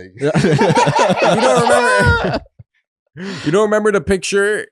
Yeah, with the skillet. He's still Canadian. He's still Canadian music royalty, and like I still like his music. He's like, Bhakti status. Like, I'm not trying to be disrespectful. He's always been kind of, what do you call it, eccentric, right? Yeah. And it was the last time that people really, you went viral, I guess. I'm sorry, Chaos. I reposted him. He posted it on his own Instagram. He was butt naked almost with a freaking skillet of eggs or some shit or macaroni. Yeah, he was wearing a dress or something, right? No, it was he was like half naked with the macaroni just covering his, like the pot covering his meat type shit. He always seemed like a freaky boy, like with the songs that he makes, She put the crabs in the bucket, like. Yeah, but feel the heat between us. He is a good example though, because did he really get a lot of American play? Like his songs did get some play over there, but was he really moving around touring in the States? Is Kenan Canadian? He's Canadian, right? He's Canadian. Yes. Okay. He had the song that crossed over, but I don't think he crossed over. Well, he just won a Grammy the other day. He did for an album, yeah. Yes. Low-key, I didn't know he was doing this whole time. And then the man sitting at the Grammys, I'm like, what are you doing there, bro? Okay, like, so he's active.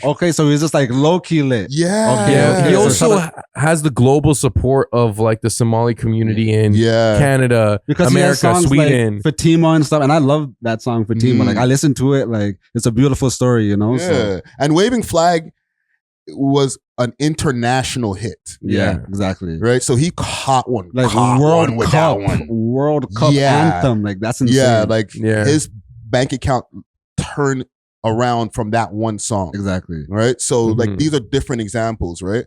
But to be somebody who's just only Canadian doing it, it's hard. Especially when you're a gangster rapper. Your expectations are not the same with a Classified, dog. Exactly. You want more out of life. First of all, your chain collection is already more, with all due respect to Classified, than what Classified's house and all that. Exactly. Right?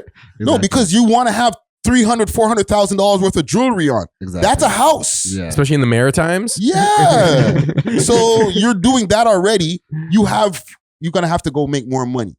You're going to have to go to where the 350 million people are saying that.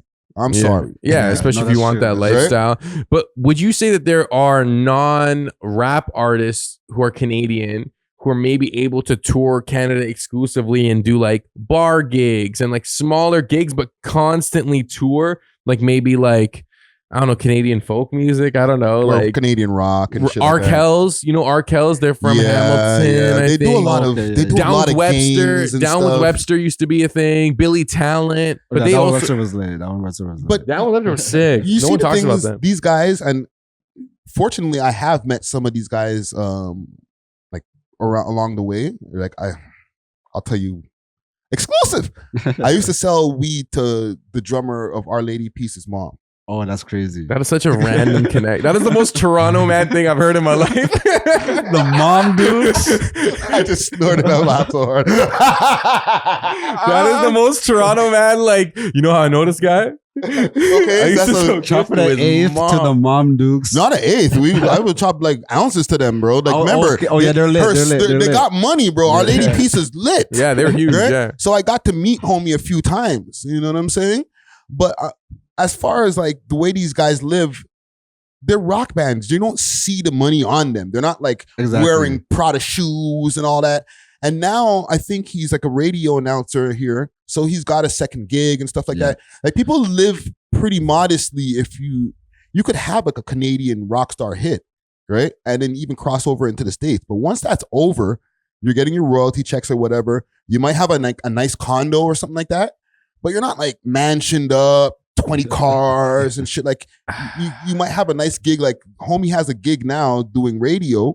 So I'm sure that's bringing in some checks and stuff. But like, niggas are not rich. Hearing that hurts me. There's even Why? that shorty Anjuli. She had that song "Brand New Chick," Mm-hmm, and that's a big tune still. You know that song like low-key crossed over. Yeah, but then like she went super ghost, and then I'm just recently seeing her pop back up on TikTok, trying to get the motion back. You know, and like it's like a real reality for any artist. Like especially if you're Canadian, because we don't have the same platforms, outlets. Yeah, you might have to go back to living in a smaller town. Exactly. You can't live in downtown Toronto. Exactly. Because you ain't gonna be spending no $3,000 a month for your spot. You know what I'm saying? Go live in Belleville or something. Exactly. You know, Coburg. Coburg is sick. You'd be lucky to live in Coburg. Yeah. No, but what I will say, the reason why hearing that this drummer now works as a radio host kind of like hurts me a little bit, and it's not a bad look at all, like, you know, but for me it's like I imagine that, you know, you want to be an artist your whole life, like, but then you realize it's just going to be one of your careers, and that like you're going to have to find another career, you know what I'm saying? And that is a little upset, because like, what if like, I don't know, say you were like a rock star and now you work somewhere and people recognize you as like, yo, you used to be that guy. Well, that is a steep fall off, but I would say like being a drummer to a radio host. No, that's a good, it's a good linear. lateral. Yeah, you know yeah, what I mean? Fam, that's the equivalent, and maybe not the equivalent, but on a different level. Nori going from being a multi-platinum rapper to now being a podcaster. No, I feel like that's like, those are like kind of collateral moves. Even like a former athlete becoming an analyst, like you're sort of in the field. But and like, I feel like passions change over time. Like if you've been like, imagine he's been drumming since he was like 3 years old. You know, like when he's 40.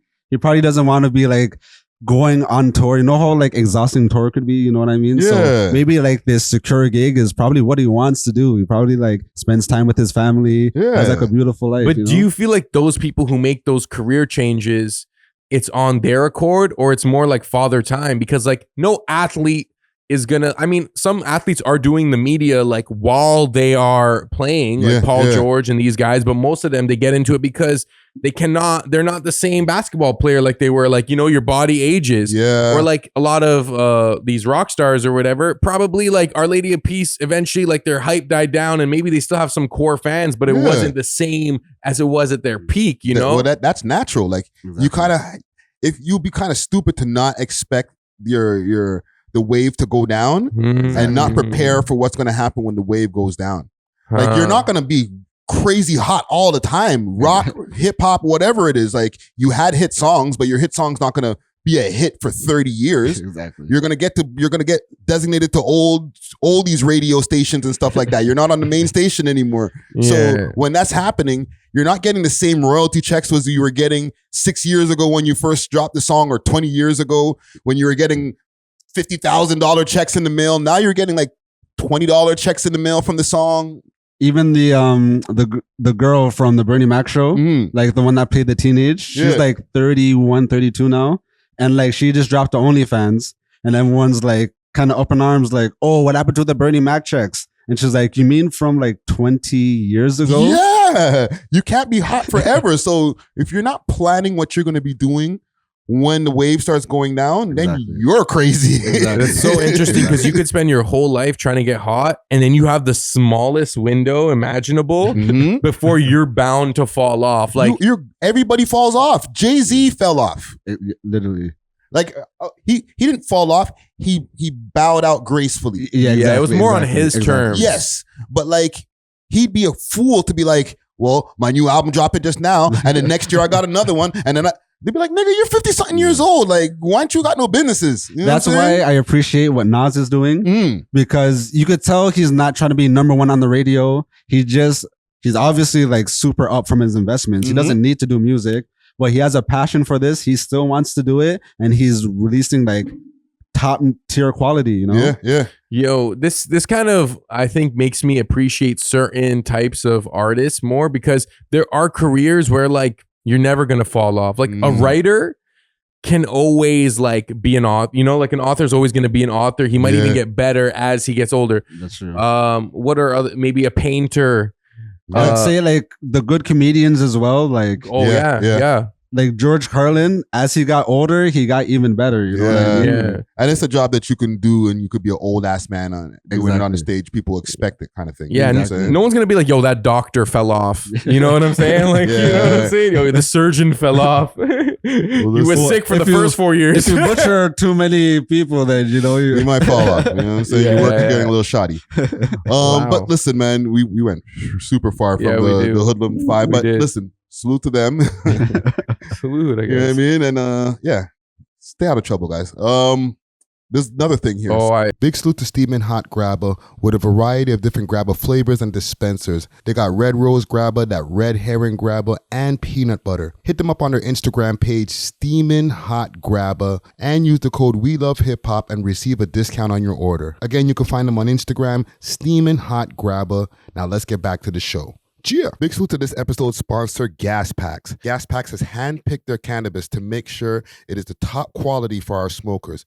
We have a lot of growers to make sure that we get all of the best cannabis Canada has to offer. Make sure to hit them up on their Instagram page, Gas Packs Original, and when purchasing, make sure that you have the barcode on the back to scan to make sure that it's real. Once again, hit them up on their Instagram page, Gas Packs Original, and you can use the code We Love Hip Hop to get a discount on anything on the menu. They have delivery all over the GTA and some of the finest loud. Once again, hit them up on their Instagram page, Gas Packs Original. Now let's get back to the show. Yeah. I seen this. Did you see this? This guy who got shot on live, right? There's a Toronto man who got shot on live. He's actually a rapper. Really? Yeah. Why am I surprised? No. So like, what was he doing on live? Was he like taunting people or was he just chilling? I don't know, man. I'm still trying to figure out this video. Maybe you guys can help me, man. So it said, this is from Keep Six Solid. It says, Toronto man gets shot while live streaming. You can hear the people viewing the stream laughing as he's getting gunned down. Fatally shot. Yeah. So viewer discretion advised. And this is from a 23-year-old man who was shot fatally in North York. To the side, on the side. So if the man of my children, the man just stopped. This you know, like, real thing. Who commented shaky? So where is he walking?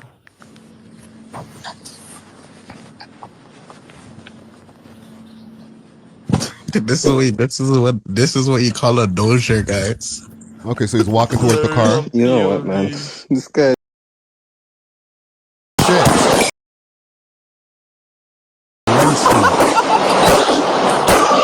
Yo, that's crazy. How many shots was that? 15. Go to the side. Wow. Okay, so the most viable theory that I can think of is that either one of his ops was watching the live, or he was in an ends that he's beefing with or something, trying to go on sick. Nah, they're definitely stream sniping him for sure, because you're on live stream showing your exact location real time. That is insane. Yeah, but you could do that and not get shot unless you're in an area where like you would be a target. You know what I'm saying? Like you can go live streaming Young and Dundas, like. Man's will pull up to Young and Dundas, bro, or Sankofa Squares and one. Sankofa Square, yeah. But get it right. But here's the thing that bothers me. Didn't they stop playing this type of stuff on Instagram? And don't mind me scrolling here. I'm just trying to find was that IG? That looked like yeah, it was a different app. No, it was was it what's the other one that everyone used to Twitter? use? No. It was the one where everyone would just go and like talk. Yeah, put me on because I didn't know what that app was. There was like a bunch of different little bubbles on the side and people were talking. So it was kind of like a combination of like how a Twitter space or a Clubhouse would be. I know what you're Whack talking 100 goes on it still. Clubhouse. Clubhouse. Was Is that Clubhouse? I don't know. No, Clubhouse like- doesn't it didn't have look like video. Clubhouse, yeah. Clubhouse doesn't have video. It just you only see At the bubbles first, of the people. I thought it was TikTok. Mm-hmm. But I'm like, I don't know if that's exactly how the TikTok live stream looks. There's another one that used to be popping in like 2016, 2017. I'm trying to remember what it was called, but Is it Bigo or Amigo or something? Could be Bigo. yeah, it could be Bigo still. Could be Bigo. I've heard of this one. So this is okay. So I'll play it off of, or I'll show you guys off of here, off of Reddit, just so you can see a little bit clearer. So there's CLEU. but look, it looks like it's on Yubo. That's what it says on Yubo. Yubo. Okay. What is Yubo? Definitely sound like a Chinese app. That's the new Bigo. Is it? Yeah. Interesting, because I'm wondering, like, this is not Instagram Live. And I know with Facebook, they did a thing before because this has happened before on Facebook. Yeah. Where somebody lost their life on live. Yeah. So, a few times.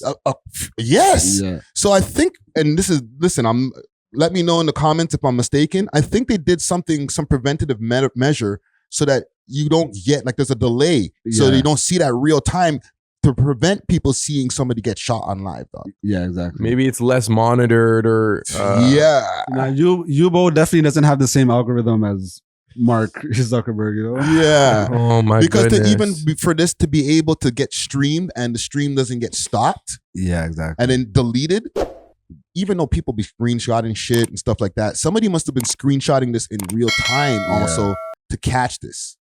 Yeah. Yeah, it could have been like, the my youth's on Yubo right now. He's pulling up here. Yeah, screen record this because, you know, and RIP to this gentleman and condolences to his family. But for us to be able to see this, we shouldn't be able to see this with the way technology is now, because we've seen it already, man. Yeah, exactly. You know what I'm saying? Like we shouldn't be able to see killings on live, bro. Come on, fam. Like, I know it's on us as a responsibility to stop killing each other and stuff like that, but like, where does the responsibility lie on the companies to make some kind of preventative measures where you can't see this type of stuff in real time, bro? I feel like a lot of these. Can you see where Yubo is from? Yubo. I don't want to just say they're Chinese. I was gonna say a lot of these smaller companies, they kind of like live for these quote unquote viral moments.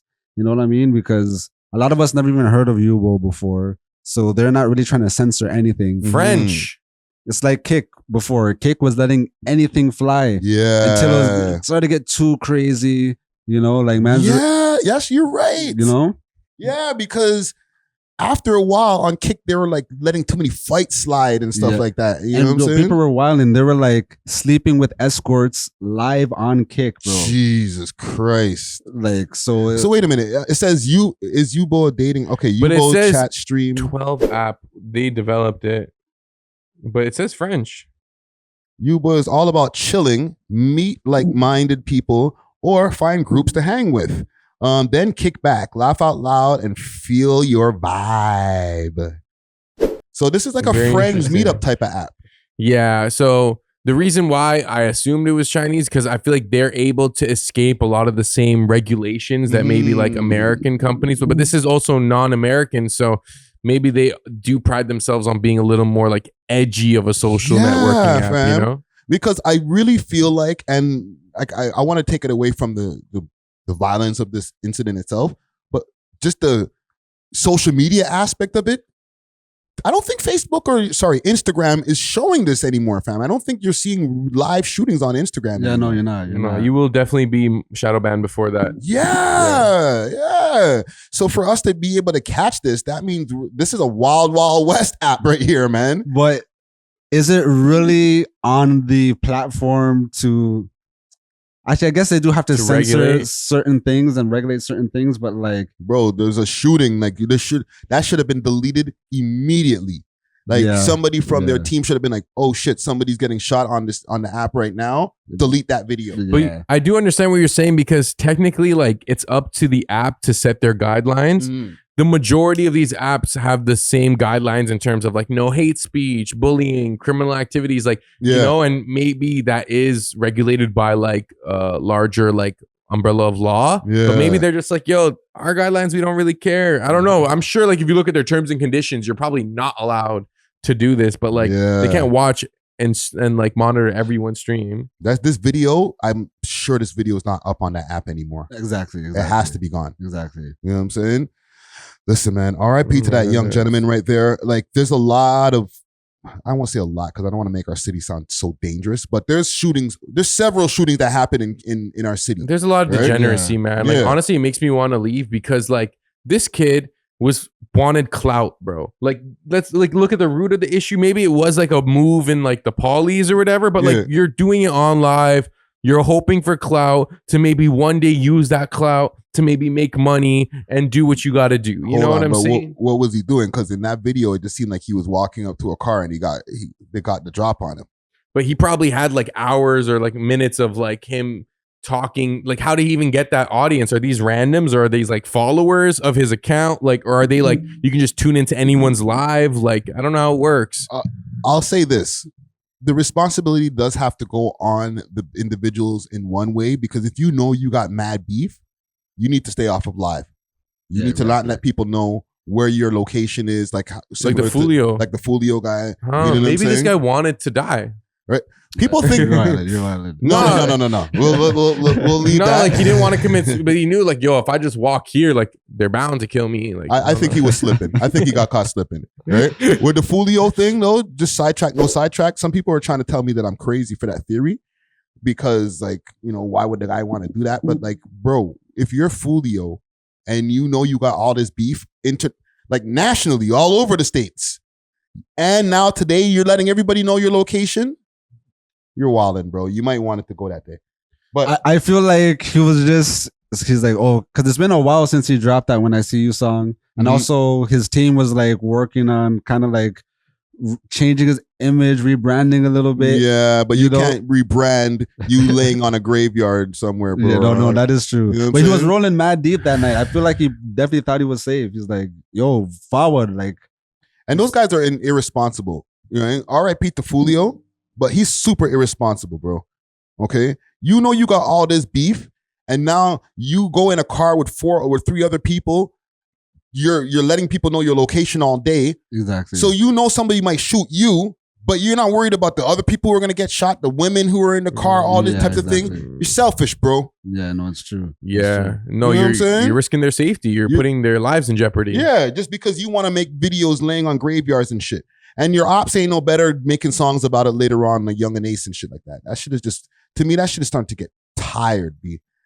Yeah, I do feel like a lot of people are starting to feel like all this drill music is getting old. Are you seeing that? Like, are people still as enthusiastic as, let's say, 2018, 2017? Because even if you look at one of the biggest recent rappers, Boss Man D-Lo, and he's not talking about spinning on ops. He's not mentioning dead bodies and stuff. Yeah, he's just like flossing. You know what I mean? And like he's dropping the biggest tracks right now. So I feel like people want to gravitate to something a little bit different than like hearing a bunch of names we don't know, people who died. Yeah, like you got to do homework when you hear a song about a whole bunch of guys. You're like, okay, so I need to find out who Ray is and Little Shooter. And we're starting to find out that like these are young kids. Like before, when people were smoking on Tuka, it was cool until we realized this was just like a young child. Yeah. You know? This is like, that's not lit anymore. 14. You know? Like, whoa. It's like, it's not lit anymore, you know? And on a deeper level, especially like if these are your people, like I'm imagining if these were all like Turkish kids that all these other Turkish kids were dissing, like I'd be like, yo, what are we doing? You know what I'm saying? Exactly. So if you're black, like it's probably like, yo, like we can't keep celebrating our youth like killing one another. You know what I'm saying? Like, but to get deeper, that is what, you know, like government agencies are pushing. You know what I mean? Because as you could tell, government agencies. As you can tell, maybe you are Dusty Wallace. There's no conscious rap anymore. There's no righteousness music anymore. You know what I mean? Everything they push is degeneracy. Yeah. All the female artists are like whores. You know, I'm not sure if I can see that on the platform, but they're just like, oh, twerk this, F your baby daddy, have as many babies as you can. Like, this is all degenerate music. All the guys, spin this, op this, piss on the grave. And it's just like, where is back in like 2010, even early 2000, we had like bands like Lupe, Fiasco. Yeah. You know what I mean? J. Cole's still here, but even old Kanye, like Kanye never really rapped about like drilling. No, never. In that sense. Bro, he made Jesus Walks and that. And people were bumping that, you know what I'm saying? That was Flashing a club lights. song. Yeah. That was a club song, that's true. Yeah. I think we're getting back to that. And like at the end of the day, bro, even just like bringing it back to us as DJs, people want to dance. They want to have a good time. You know what I'm saying? Let's make music that people can dance to. They have a good time to. That, people aren't going to get stabbed or shot if you play this song and this. And it's like, people just want to dance. Maybe you want to meet like a pretty lady that night, have a couple Girls of drinks. be dancing to that Sexy Red though. I'm not going to lie. Oh, they love that. No, I run it. I run it just for the girls. I'll show you what people used to dance to in my time. Let's go. You guys show me the Beatles? No, I'm joking. Cardinal remixed this. Yeah, you did. This is a hit song. Like, nobody's getting shot to this song, bro. You know what's crazy? I feel like their style, like fashion-wise, could kind of go on today. Like, it's almost recircling back to that where it's like these guys would probably look like very like drippy and like alternative if they wore that, But this is popular music back in these days. You know what I'm saying? Like, I'm taking it real far back. You know what I mean? But like, it was Afrocentric, conscious. Like, these were hit songs. You know what I'm saying? Even if you look at dancehall music, like before, reggae was like very influential. Reggae was very popular. You had like Sizzla, Capotan, Richie Spice, Chuck Fender, Buju Banton. And these are people like putting real substance, real righteousness. You're talking about God. No, literally, like, mans are actually like promoting righteousness and stuff. All their songs, they're like, Jaja bun this and Jaja is because I'm blessed because Jah and like street dudes would be listening to this, like real talk, like fam, when the song comes in the dance hall, people are like, bop, bop, bop. Facts. Banging the walls to like God music. Like, what? Literally, That's amazing. Like this, soul to soul. These are hit songs.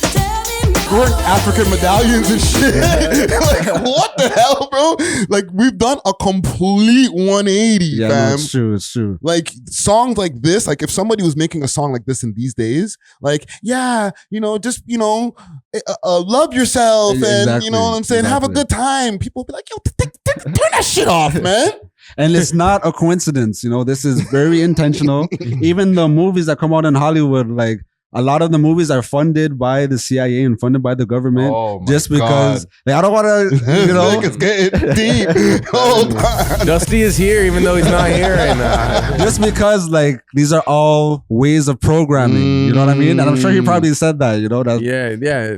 No, you're right. No, you spitting facts. It's so crazy because imagine you made a song talking about like get up and dance. People will be like, yo, this guy wants us to get up and dance. Yeah. Like, who does this guy think he is? It's like, fam, yo, like, I'm live right now. Like, shut up, bro. You're ruining my Instagram live thing, man. Like, Broski, what do you say in your song? Just dance with me? Okay. And like, I've always been a Kendrick Lamar fan, but that's why like I'm so like excited of what he did because I feel like it's a changing of the guard, like it's not, bro. Sorry, bro.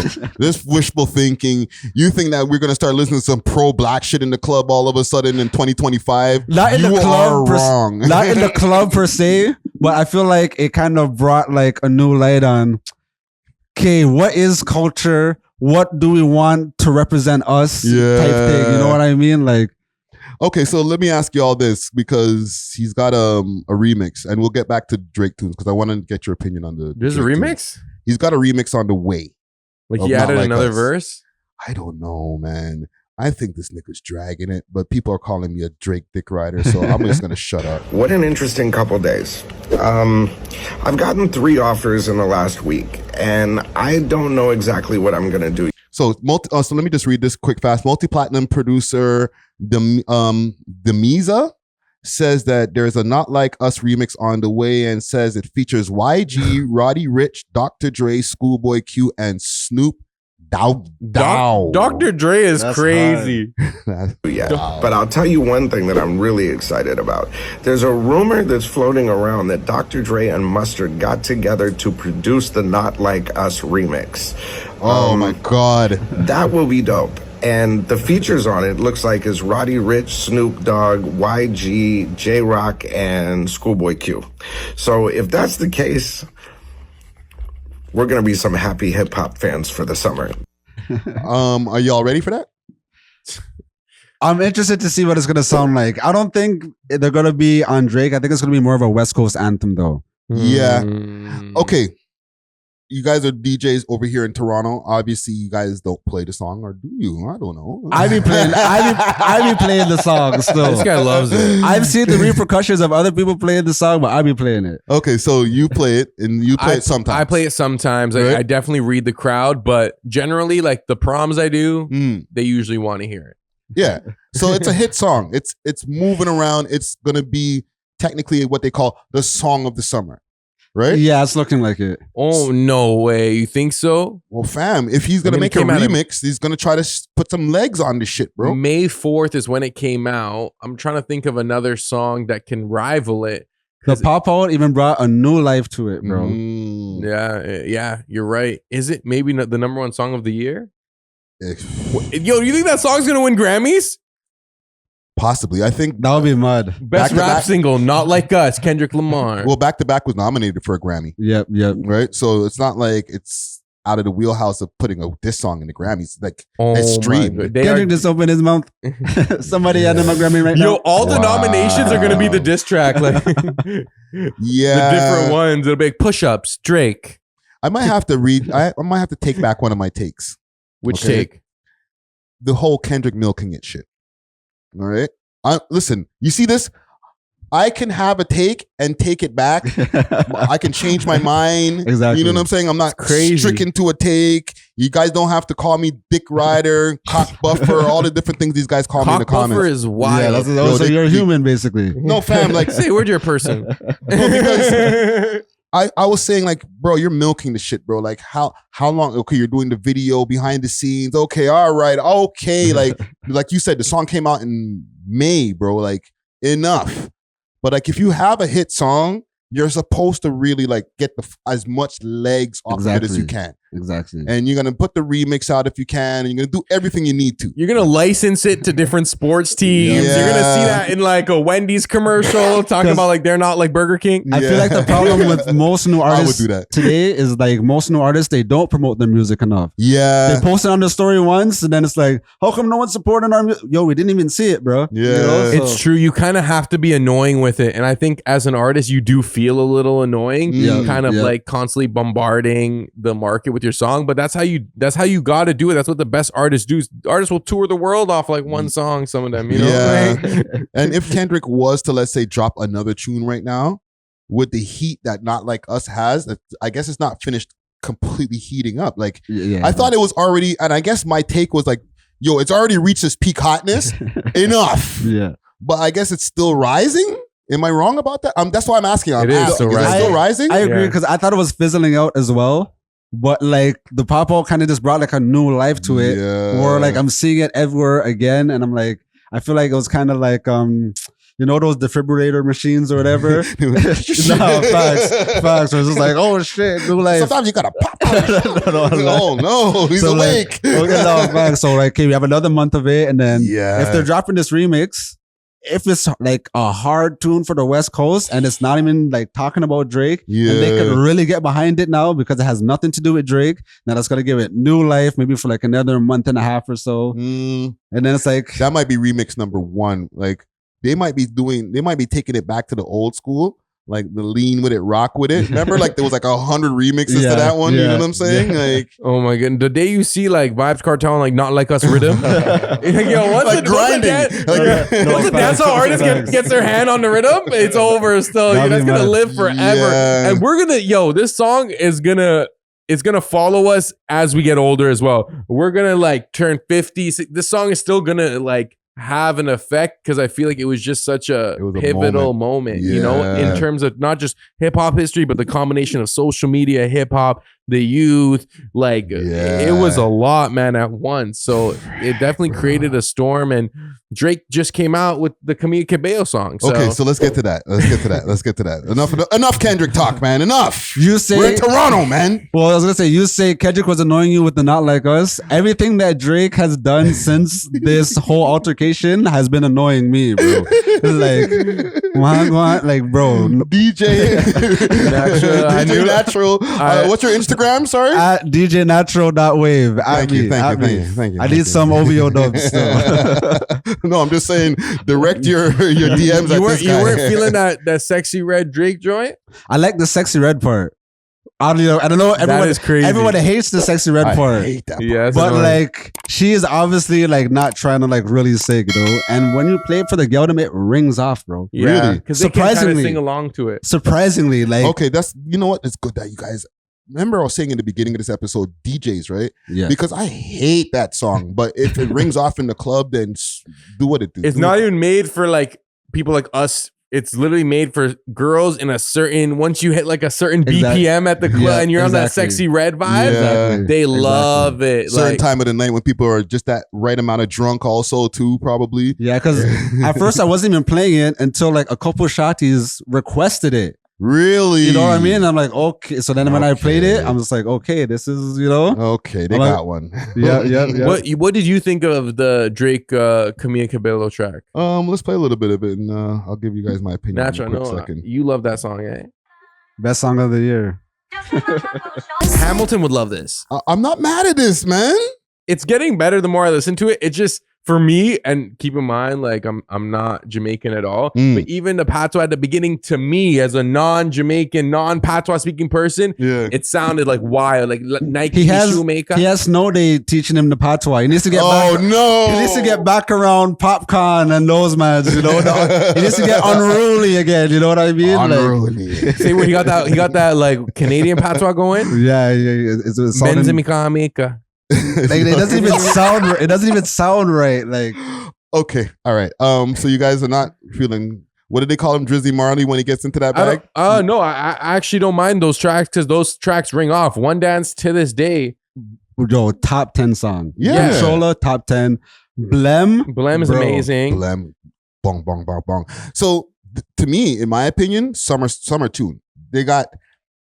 I don't know about the song of the summer, but you're hearing this at the pool parties. You're hearing this maybe in a Caravana jam or on the side of the grass. I feel like you're going to hear it more so like with like the white adjacent. Like rich parties. I feel like if you're at like a rich lounge and like everyone's bougie, like you play this. Maybe like if a girl is like, oh, like her dad is half Jamaican. You know what I mean? Like she'll be playing this, you know? So I can see with that crowd, with like that pop crowd, it's definitely gonna ring off, you know. But so is this a good response to like, this is, you gotta remember, this is not just Drake in regular Drake mode. Exactly. Okay, this is not last year Drake where okay, nothing's happened. Okay, what are you gonna do next, Drake? Okay, well, I'm gonna do a party song. Well, what's next? Okay, I'm gonna rap. Like, no, we have different expectations. There's like kind of an elephant in the room always sitting there now. Like, it was like post World War Drake. I'm just thinking, why has he not gone on vacation yet? When you dropped For All the Dogs, he should have just went on vacation. He did mention that. Kendrick dropped that stupid verse. Let Kendrick talk his shit. There is no big three anyways. No, you know but fam. Now there's no big three. If he left and stayed on vacation while everybody's trying to kick his back in, that would have made him look weak. Like he was kind of in a catch-22. Like I said I'm going to take a break. I'm going to take care of myself, and now when I decide to start doing that, my tour is over. Or it's almost over on my last few shows, the wrap-up shows. Remember, you had to come back, do the shows that he missed or whatever. So that's what he was doing. And then they sneak attacked him, bro. I see what you mean. Come on, fam. I can't go home now. Okay, right now he's trying to act unbothered and like nothing bothering him and stuff.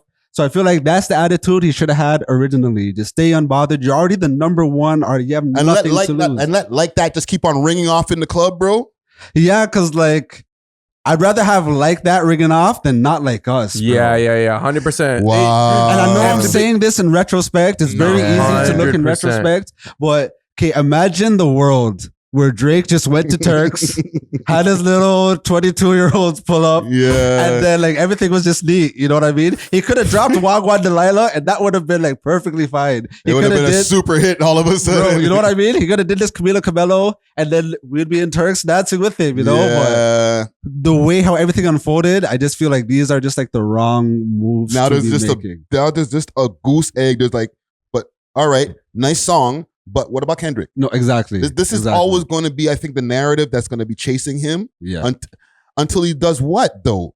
Until he responds with another song. Like, don't get me wrong. I love Drake's music, and I think he got mad bars and stuff like that, right? Yeah. But he obviously went up against an opponent that was ready for him. Yeah, exactly. Okay? Yeah. So do you do that again? There's rumors that he might be going for another round with him. You know what I'm saying? Right now, there's that rumor's going around. I seen that. Right? It would does be he nice. do it? Or does he just like, just leave that little nigga alone, bro? Keep just making hits, bro. You got to do it at this point. You got to crash out. Engage? Yeah, you got to engage. Because, I don't think so. Yes. I feel like, okay, even after the battle, he should have still just went on the vacation, not radio silence. You know what I mean? Yeah. Let the fans miss you. Let us say, okay, yeah, Kendrick, what you did was nice, but we need Drake back because the clubs are boring. Yeah. When I'm with my shorty, I have nothing to play for her. It's been 2 years. Drake, where are you? Know what I mean? But 2 instead, years, yo, that would have been be crazy. If, in a world where Drake, like we've never actually seen that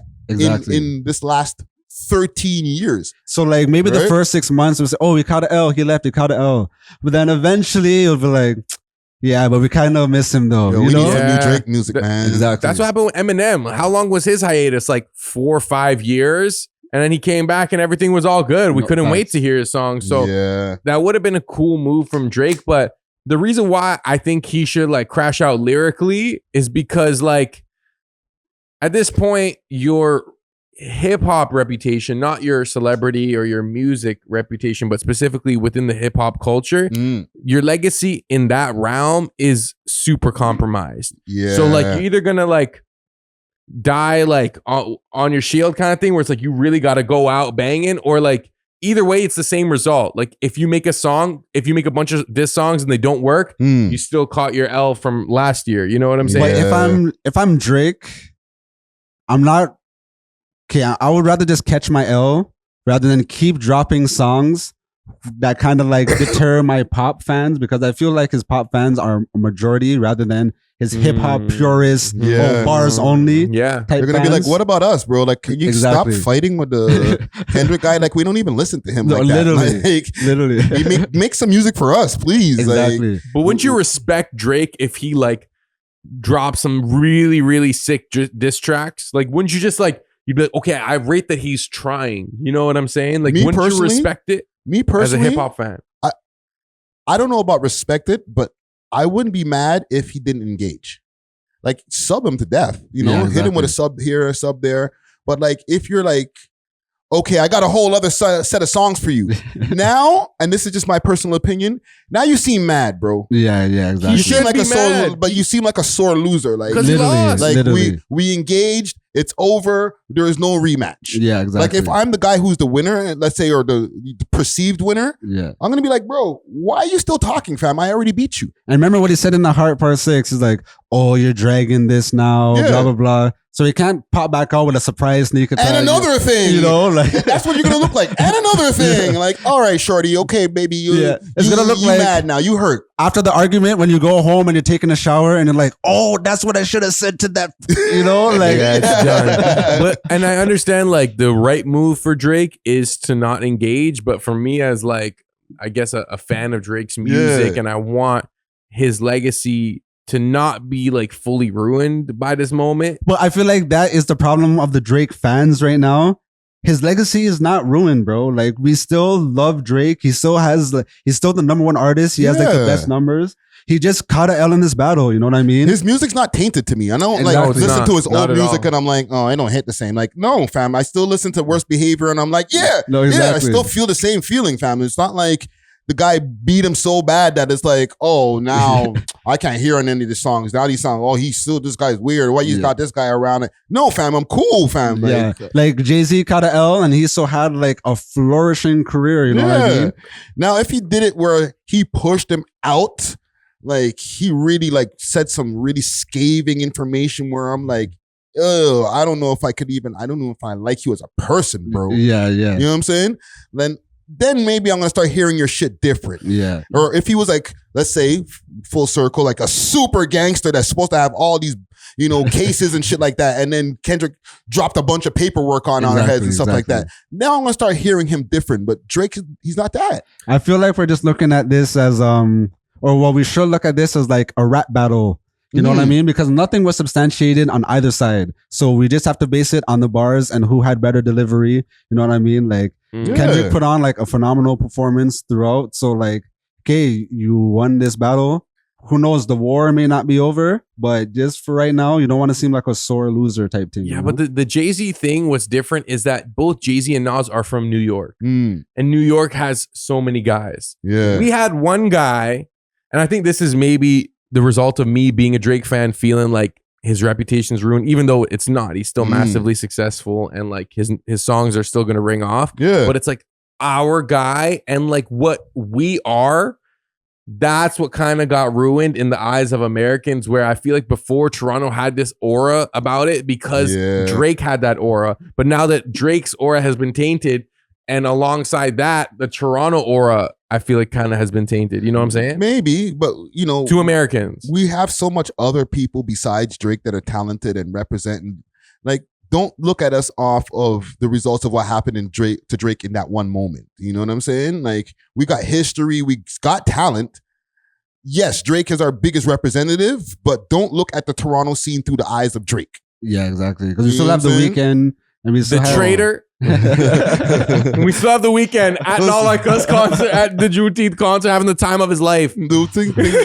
But yes, we do have other people, and we still have all of these untapped talents that are like, if you really look at the scene outside of Drake, we got an exciting, moving, vibrant scene. And I feel like it's our fault for only having one guy.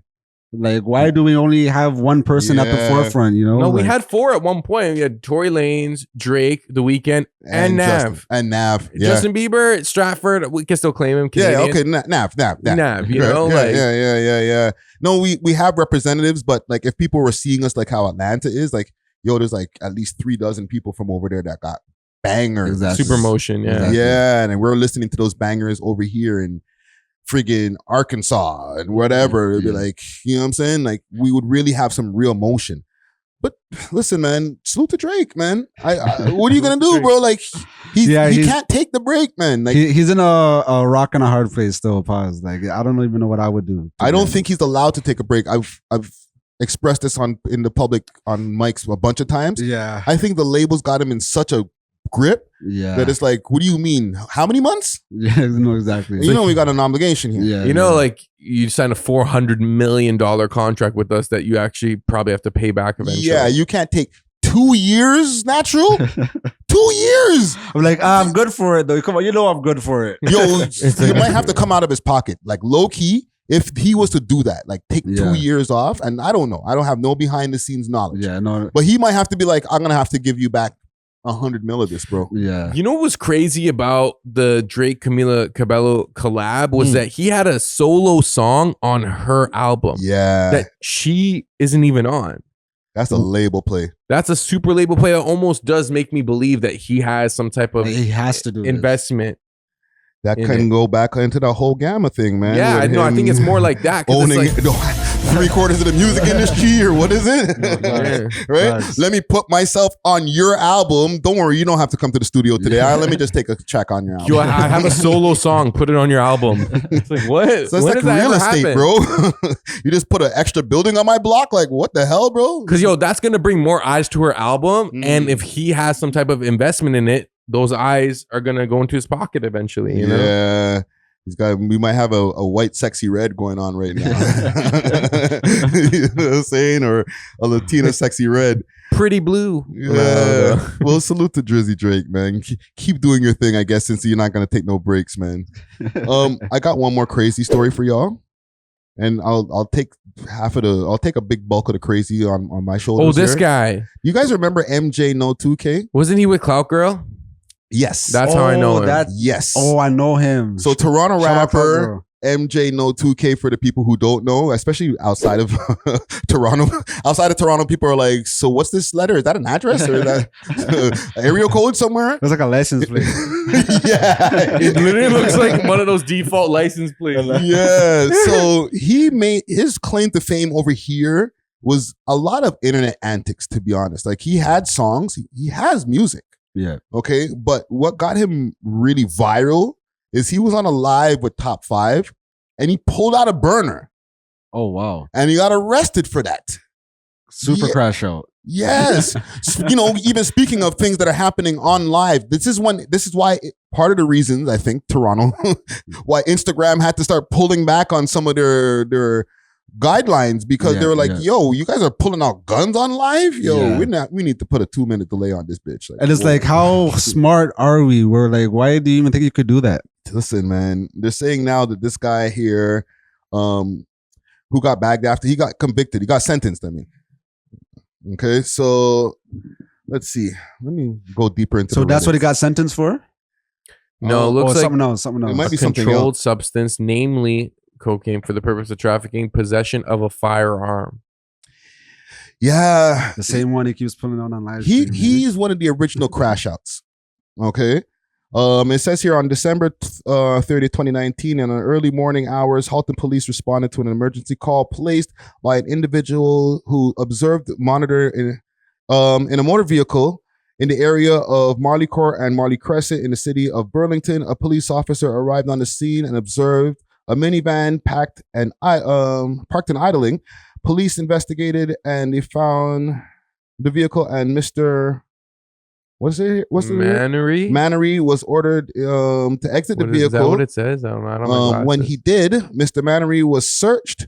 During that, they found $4,300 and in the front pocket. He's up. Yeah. A little bit. He was wearing a sachet connected in the strap and under his arm, sitting over his chest. And I guess they found maybe a firearm. There's a bigger article in here. So this is not necessarily from what happened with that thing. Yeah, this is a different incident. This is a whole different incident. And there's court papers in here. Yo, what are these niggas on Reddit be getting these court papers, bro? Can leave. This little court of justice website, I guess. That is crazy. This is official. This is official paperwork. Yeah. Not like paperwork in like that sense, but like. Yeah, this is super official. This is legit. Yes, controlled substances. What else did they find on him? Is it Mannery? I don't have my glasses. Yeah, like I have it's Mannery. Like, it's I don't have Mannery. my prescription. Loaded and prohibited firearms. So yeah, they found the burner. So that's what he got busted for. It's not for the thing on the live. I don't know. Maybe he has a case for that one as well. They probably have a profile on him because they just found. What do you mean you just found this guy parked up? Like, you know who he is. Yeah. You know what I'm saying? Like, come on. He's the original crash out, bro. I'll tell you. Do I need to tell this story? Did you ever interview him or anything? I never interviewed him. And You'll tell us why. I'll tell you why. Okay. And I might end up having to cut this out later on, but here we go. Audio only. Once upon a time when we first started getting some motion on the podcast, I got like not even a DM. I got tagged. Yeah. And I seen like the notice. I go to the page. It was his page. And the first post that I see is a guy sitting in the Youngsterdam lounge where we used to film our shit. And he's like, he has a burner with the laser on it. And he's like, he has a big smiley face covering his face. Yeah. Right? This is the public post. All right. So I'm not snitching or anything like that. All right. Yeah. This was a public post on that man's feed. Yeah. Saying, you think Bizlokes the God? This the real God. And he's flashing the burner. I see this and I'm like, yo. Yeah, that's super crash show. Yeah. But like, I remember him and Cloud Girl, shout out Cloud Girl, because like, she's like doing her thing right now. But I remember before they used to just be taking beer, drugs together. Yes. And then just be like super buckty on live downtown. Crashing out. People would like record them on the train and stuff, just be like super spaced out. Yeah. Post it online. I'm just like, yo, this is like a different, like, what kind of street dude is this? You know, like, yeah, this is a different era of street. You know, they're the original IRL streamers. Yeah, no, facts. Yeah, they were a spectacle. It was almost like, I wouldn't say Chrisean Rock and Blueface because there's a little more like conflict with that one, but like they were that's a that good couple. comparison. Yeah, you know what I'm saying? Like slightly degenerate, like, but like they were in love, but you could tell they had like the most toxic relationship and like who knows like how they're making money. Comparison, actually. Yeah, they were the Toronto Chrisean and Blueface. Yeah. You know, I have a thing here with this clout girl chick. This is how much of a crash out she was, and she's gonna get mad when when she sees this. She's good people. I've met her. She's really nice. She freaking kind of super crashed out. Oh, on her breakup from MJ. Oh, you got yeah. She was on the show before. We had her on the show, and is it this right here? I'm gonna play. She act? Is it right? It should be right around here. Guys try to spoil it. And these perkies, all these. This lifestyle is crazy. Shout out to Mother Goddess too. Yeah, shout out to Mother Goddess. I don't want to try and get you in trouble or anything. Hold on. We're deep in the Toronto weeds right now. Yeah. I don't know. Lean. Let's say let's stick to the lean for now. When's the first time you experienced lean? It's like 20, maybe 19. Boom you gang, see boom lean, gang. like you see it, right? So you're like, Let me fast forward a bit. You see it, but are you making right it? here? Bro, if you see me on Instagram, whatever, you know I'm zooming is crazy. whatever. Russian cream. But for you, it more looks like She moved the it's mic. that, bro. If you don't want to talk about it, it's cool. But Feel sick? you good? You all right? Oh, let's go to the washroom. You all right? You all right? You need a second? Oh, give her something. Watch, you gotta see moving out the way quick. Listen. Sure. Oh no. You hear that splash? Yeah. That's puke. That's crazy. Shorty had to clean that up after her homegirl. We were like, I wasn't cleaning that, fam. Yeah. I was behind the camera doing the camera work. You seen that? Fam, I seen her get up. I'm like, what the hell's going on, bro? And then I just see her go into there was like a little hallway right next to where those seats were. Yeah. And then she couldn't even make it to where the bathroom was. The Yeah. bathroom was down some stairs. Oh, So when she got up, as soon as she turned that corner and there was a wood, thank God there was no carpet there. It was wood floor. Yeah. That's why you can hear this right here. You can hear the splatters. Listen. Oh, let's go to the washroom. You all right? You all right? You need a second? Oh, give her something. Give her something. Anything. You want to go with her? Oh no. What is that? It sounds like That's heavy. slapping the floor. Yeah, that's like heavy. mad puke is coming out of this girl's little body, bro. Hey, yo, the Mother Goddess said, "Oh no." Okay, this is the Chrisean Rock and friggin' and Blueface. Yo, can I see the comment section, quick? She is the Toronto John Gabbana, bro. Yes. That No is hurl, crazy. clout girl, no hurl. Clout girl, no hurl. Don't do drugs, kids. And if you do, don't skip meals to get high. Oh my, no, that's facts. If only her music, if only her music was this sick. Oh, that's insane. That's a bar. Power That's punch. insane. Wow, that was a very interesting Toronto cut that Oh, we encountered man. today. I did not expect to see any of this today. Salute to Toronto, man. It's Oh, man. it's like people say Toronto's not a real place. You No, ever hear that facts. expression? Facts. Bro, that was like damn near like a no jumper moment that you guys had. Yeah, and it didn't go viral. Yeah, well, yeah, because that's my first time seeing it. Yes. Yeah, that's my first time No, seeing it. I too. reposted that on Instagram. Yeah. Nobody cared. I was like, interesting. Like, I feel like it's just because she wasn't physically on camera doing it. Because if she was like right there you and can see the puke. yeah, you know, because there was like that plausible deniability. Yeah. They added that sound effect. Oh man, yeah, that was a nasty episode. But salute to MJ, new 2K. Hold your head, bro. You know what I'm saying? I just wanted to clear that up as far as is he sentenced for the top 5 thing? Because that was a moment in Toronto history. Yeah, People are yeah. like, wait a minute, did this guy just pull out a burner on live? Wait a minute. But yeah, that's a whole separate incident. Yeah. I think we could wrap it up here. Unless you guys have any stories that we missed out here. Anything we missed? Quickly, did you see that Trump Biden? Oh shit! That's a good one. Oh, I completely forgot to mention that.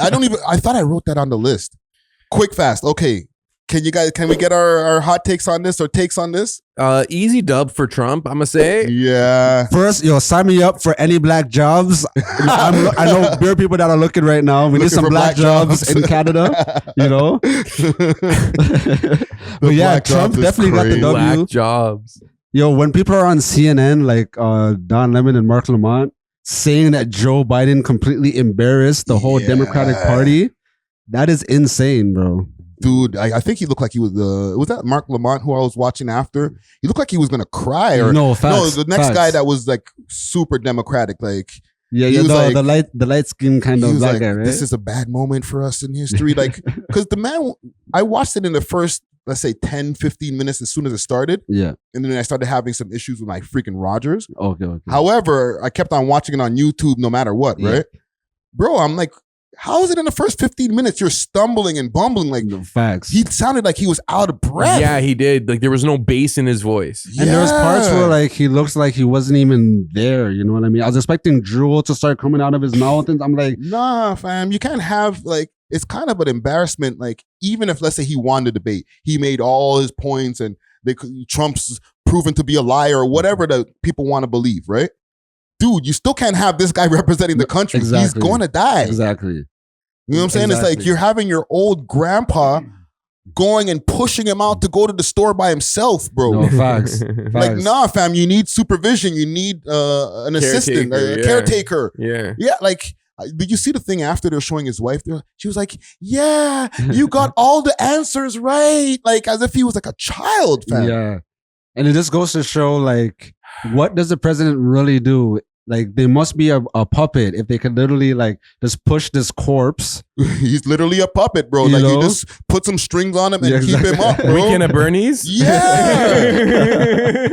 No, facts. And that makes me think, like, there should be an age limit on politics. Cause even, like, in Canada, like, there should be more limitations. Because, like, how long has Trudeau been in office? It's been, like, 10 years now, right? Yeah.